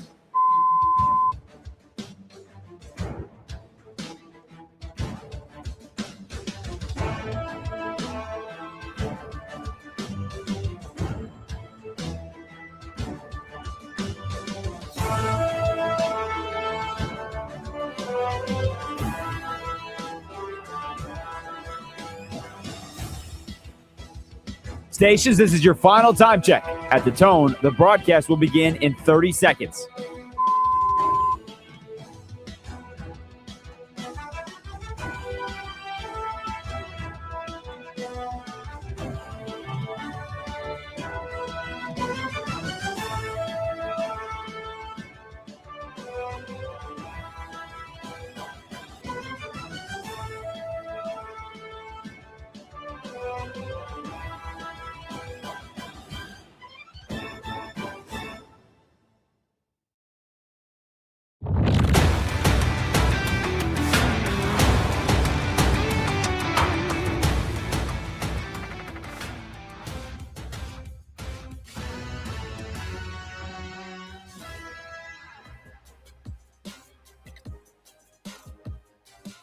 Bleck Abdalla, Jim Rome coming up in about 20 minutes right here on Westwood One. Westwood One Sports and the Westwood One Sports app. I'm Chris Bleck along with Adam Abdalla. Make sure you check out our YouTube channel at Bleck and Abdalla Show. You can also download the podcast of our show on Apple, Spotify, Odyssey. Thanks for listening to us, and thanks for liking and subscribing to our podcast. Also, shout out to Raj and Laura for producing today's show, Bleck and Abdalla. We'll be live from San Francisco on Monday morning. We'll be there in the morning in San Francisco. We'll be on noon to 3 Eastern here on Westwood One Sports. It's going to be early in San Francisco. Can't wait to be there. It's going to be a blast next week. So hang out with us next week as we get you set for the Super Bowl. Super Bowl 60, Seahawks, Patriots. Can't wait for that. All right, ESPN has a list ranking every head coach who has been hired since 2021. The number one name on the list is absolutely wrong. The number one name is Dan Campbell. And I don't see how ESPN can place Dan Campbell as the best coaching hire of the last 5 years when the Lions have not gotten to a Super Bowl. They haven't gotten to a Super Bowl. They haven't won a Super Bowl. To me, with the other names of other coaches who have been to a Super Bowl or have won a Super Bowl in the last 5 years, those names go above on the list than Dan Campbell, listed number one by ESPN, best coaching hires of the last 5 years. Well, to me, all you have to do is flip 1 and 2. Number 2 is Nick Sirianni, and he's won a ring. That's all you got to do. Just flip them. What about names 3 and 4 on the list? The two Mikes who are in the Super Bowl this year, McDonald and Vrabel. They haven't won anything yet. But they've gotten farther than Dan Campbell. Well, I understand that, but I'm also taking into the account of the like the article has said, the turnaround that Dan Campbell has had to do with the Lions. Whereas, like Mike McDonald and yes, the Seahawks, the turnaround wasn't as bad as the Lions. The Lions were the joke of the NFL. The Lions were basically the Browns. Like if someone came in and brought in, like Todd Monken's not going to do it, but if someone else younger came in and a different head coach came in and brought in and completely flipped around the Browns and they got, as close as the Lions did and didn't win, then we would be saying the same thing because of how much of a joke the Browns have been for the last however many years. The Lions didn't win a single game one year. So I would say that until those two win anything, I'm still just flipping the two because of what Dan Campbell did to turn the franchise around. I think you and ESPN, easy graders on this assignment. They haven't won anything. Talk to me on Monday, and then I'll move one of them up. Well, okay, or next Monday? Yeah. 2 Mondays from now? On Monday, I'll move one, 2 Mondays from now, I'll move one of them up. Dan Campbell certainly should be on the list, right? He was a great head coaching hire, and the Lions have had a lot of success here in the last couple of seasons. And I think next year, the Lions are going to bounce right back. The Lions are going to be good next season. So, like, the fact that they missed the playoffs this year, I don't think that that's like a sign that things are changing there. I think Dan Campbell has been fantastic. And the fact that there are other names from Dan Campbell's tree who are on this list as well, because Ben Johnson is listed as the number 8 best head coaching hire of the last 5 years, I think that gives credit to Dan Campbell as well, right? Like it's his setup from the start. But I would place Sirianni ahead. I would put McDonald ahead. I would put Vrabel ahead. I would put at least those 3 names ahead of Dan Campbell just because they've accomplished more. That's it. I'm not going to argue with you on it. Like, it's just number. He's just not number 1. That's fine. But Campbell's been great, and he's in the conversation with DeMarco Ryans, Sean Payton with the Broncos, Kevin O'Connell with the Vikings, Ben Johnson with the Bears, Jim Harbaugh with the Chargers, Dan Quinn with the Commanders. All good options. All really good head coaches, no doubt. Their teams are all in contention each and every year. But I would not put Dan Campbell 1. No. That's ridiculous. Dan Campbell 1 is the one thing I will argue about. I'm not really going to argue till, I'm blue in the face over McDonald and Vrabel. If you want to move them up, that's fine. Like I get it. I understand. Okay, Tobias. Don't go with the blue. All right, easy, all right, buddy. Sir. Well, I didn't say what it is. Easy, buddy. I didn't go down that road, but if anyone's seen Arrested Development, they know what I'm saying. I'd like to go to San Francisco. Bradley in California, you're on with Bleck and Abdalla on a Friday. What's up, Bradley? Hey, it's Bradley Tortoise. Bradley the Tortoise. I called you last week. Yeah, yes, the tortoise. Yes, Good correct. place. Hello, happy Friday. Happy Friday. Good place to go is Treasure Island, across the Oakland Bay Bridge. That island between the 2 bridges. Yeah. Go there. It used to be a Navy base. We were stationed there for 3 weeks and back and forth. We were staying there. And then basically up on the Presidio, the VA hospital. The VA hospital would be a good place to go. Okay. Veterans and all that good stuff. You got a good restaurant for us in San Francisco next week? That's where I'm trying to tell you. Okay. All right, Treasure Island. All right. Thank you, Bradley. Appreciate the phone call. We go to Gideon in Chicago with Bleck and Abdalla. What's up, Gideon? Hey, Bleck and Abdalla. So I wanted to see how this goes. ILL. LOL. But we're really good. We're ranked number 9 right now.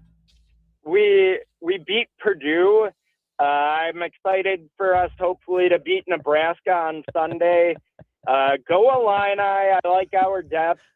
I'm really excited about this season thus far. Hey, Gideon. All right, Gideon. I don't care about the college basketball. Gideon, do you want to tell the national audience what you called into the Bleck and Abdalla show locally in Chicago about? No. You called into our show once, and you asked us if either one of us, Bleck or Abdalla, would join you and your wife in a throuple. No. Well, is that too much? You don't want to let a national audience know about this? No. Can I have some context to that? You called us. What do you mean context? To having called into your show prior about joining a throuple. I didn't necessarily ask you to join a throuple with me. You did not ask us that. No, yes, I didn't not ask. I didn't correct, but I was watching a show called Couple the Throuple, and I was asking you if you've watched it, and I was mentioning that my wife and I were discussing the possibility. And Have you? We have not made a throuple, no. I mean, it could help with the baby. All right. It could help with the Okay. kids. all right. Well, It would. We both kids were sick yesterday, so we went to my in-laws' house so that my mother-in-law could help and both of us could be doing work things as well. There Sure, you throughout go. the sure. day. So we tag teamed it with my mother-in-law, but Easy. she was not part of a throuple, just to clarify. thank you, Gideon. Thanks, Have a Gideon. great weekend. There he is. I hope Well- I hear about Yep. soup this coming week, by the way. Yes, Yeah, Super week. Super Yes, week, yes. yep. We will We'll lock try. it in. Abdalla will try and eat as I'll much try to eat as much as soup he as I can. can. in San Francisco. Thank you, Gideon. We appreciate the phone call. Gideon in Chicago. For the national audience, yes, that is confirmed. He once called into our show in Chicago. Yeah, he did. And he asked Bleck and Abdalla if one of us, either one, they didn't have a preference. He didn't care. They didn't say one yeah. or the other. They said, would one of you join our throuple? Which We said no. kudos to him. Yeah, I mean, I guess. He didn't have a preference. So that is definitely something that took place. He just wanted help with the kids. He just wanted some extra pair of hands. We will be in San Francisco next week. We can't wait. And Abdalla, I have an adventure list for you. Yeah. Abdalla's adventure list. These are places and sites that I want you to see while we're out there in San Francisco for the week. We'll be on Radio Row. We'll be talking football, getting ready. But in our off time, do you think you can accomplish some of these tasks while we're out there? Do you think you can get to the Golden Gate Bridge? That's far out there, man. That's on the fringe. That's far We out can there. I find could a way to see get it. you there. We can I find could a way. see it. I could see it from places. I don't know why I have to walk up and touch it. I think a nice picture of you in the bridge would be great for social media. What about one of those Maybe far Gideon aways can go with him for all where we I'm know. like touching the top of it? You know, one of those I'm Yeah, far away and like I'm That touching might the work. top from like a distance. That could work. One of those. Hey, things. Raj, your thoughts on Gideon's call? What'd you think of That was that? your first Boy, Gideon? that was one I wasn't expecting, although I must confess, I also watched Couple to Thruple on Peacock. I saw Hey, it. there you go. All right. Welcome to All Calls Friday, Raj. Yeah. Oh boy, don't know if this is a place I want to stay, but all right. Alcatraz Island. I like Alcatraz. If the group is going to Alcatraz, I'm going to Alcatraz. I'll go. It is one of the best tours I've ever been on. It's going to be a It's rough great. boat ride there and back because I do get seasick, but that's fine. It's just the ocean. What's the worry about? Okay. Fisherman's Wharf. Will you go there? Yeah, I like a chowder. Okay. Pier 39. Sure. Okay. Whatever that is. Raj, do you think we can still send them down to the San Francisco 49ers practice That's facility? the one I'm most excited for. We get him a hazmat suit like Marty McFly had in Back to the Future. Have him check it out, and then we monitor the progress after Super Bowl week. By March Madness, yes. Is his ACL falling off of his leg? Like a slow cooked pot roast. Like what happens? I don't want this. The meat just falls off the bone. I don't want Just this. falls right off. Like you're a From his 49ers exposure. defensive back. No, I'm already Does fragile. his nose fall off like the ghoul in Fallout? Like what Oh, happens? man. I'm already fragile and weak. All No. right. So, yeah, I think we should send you down there for an official report to make sure that the practice facility is okay for the San Francisco The 49ers. teams are already avoiding it. Why are you sending me? Well, you're an expert in the field. Nope. What about Union Square? That's a tourist destination. I have and Michigan Avenue down here in Chicago. Okay, I don't so need to go shopping. You're out on that? Okay. No, I'm not doing that one. Will you go see the Painted Ladies? That sounds interesting. Have I've you- seen For it. those Yeah, that don't that's the know, Full that's House. that's the Full House. Yeah, it's, the it's, Full it's House a house. row of beautiful houses. Yeah, I've seen the Full House. And houses. there's a park, and you stand in the park, Yeah. and you can see the downtown area in the Yeah, background. I've It's seen beautiful. It. Yeah, it's a great park. It's I've seen great. it. I've seen it. If You've seen it, Abdalla was a yes. Full House character, would he be Jesse in this whole thing? Oh, please. Are you kidding, Raj? Joey. He's Joey, isn't he? Yeah, I'm He's sure. Joey. Cut it I was out. trying for you, Abdalla. I was Cut really it trying out. for you, man. Me and Alanis. Lombard Street? You gonna go there? What's at? Oh, that's the zigzag. Alanis. That's deep, isn't it? Yeah, That is a deep cut. if you're a kid from the I 90s, you know exactly that what you're one. talking about. Zigzag. Yeah, I'll go see the Zigzag zigzag. I'll go see Hey, the Black, zigzag. can I add Street. one for him? Yeah, Can I add go one ahead. For him? Hey, Abdalla, would you go on Tuesday instead of the Tuesday. Pro Bowl games, or maybe after you'd have time after the Pro Bowl games Okay. to watch the Warriors and Sixers, and then go tell Steve Kerr that Bleck says they're the cable TV of the NBA. Wow. Love Steve Kerr. Yeah, Big fan. I would do that. Big fan. I would absolutely do that. You could also thank him for his big shot in the NBA Finals while you saw us. Absolutely. I would love to do that. All right, here's the key. We need to get you in a kayak in McCovey Cove. No, I'm not getting in the water. I'm not doing that. I'm What not getting in the water. What about a picture with a sea lion? That I do want to make a new friend. You and the sea lion, you could just hang out together. I do want to make a new friend. It's going to be a great time. We'll be in San Francisco next week. Listen, noon to 3 Eastern, right here on Westwood One. Jim Rome coming up next. This is Westwood One Sports.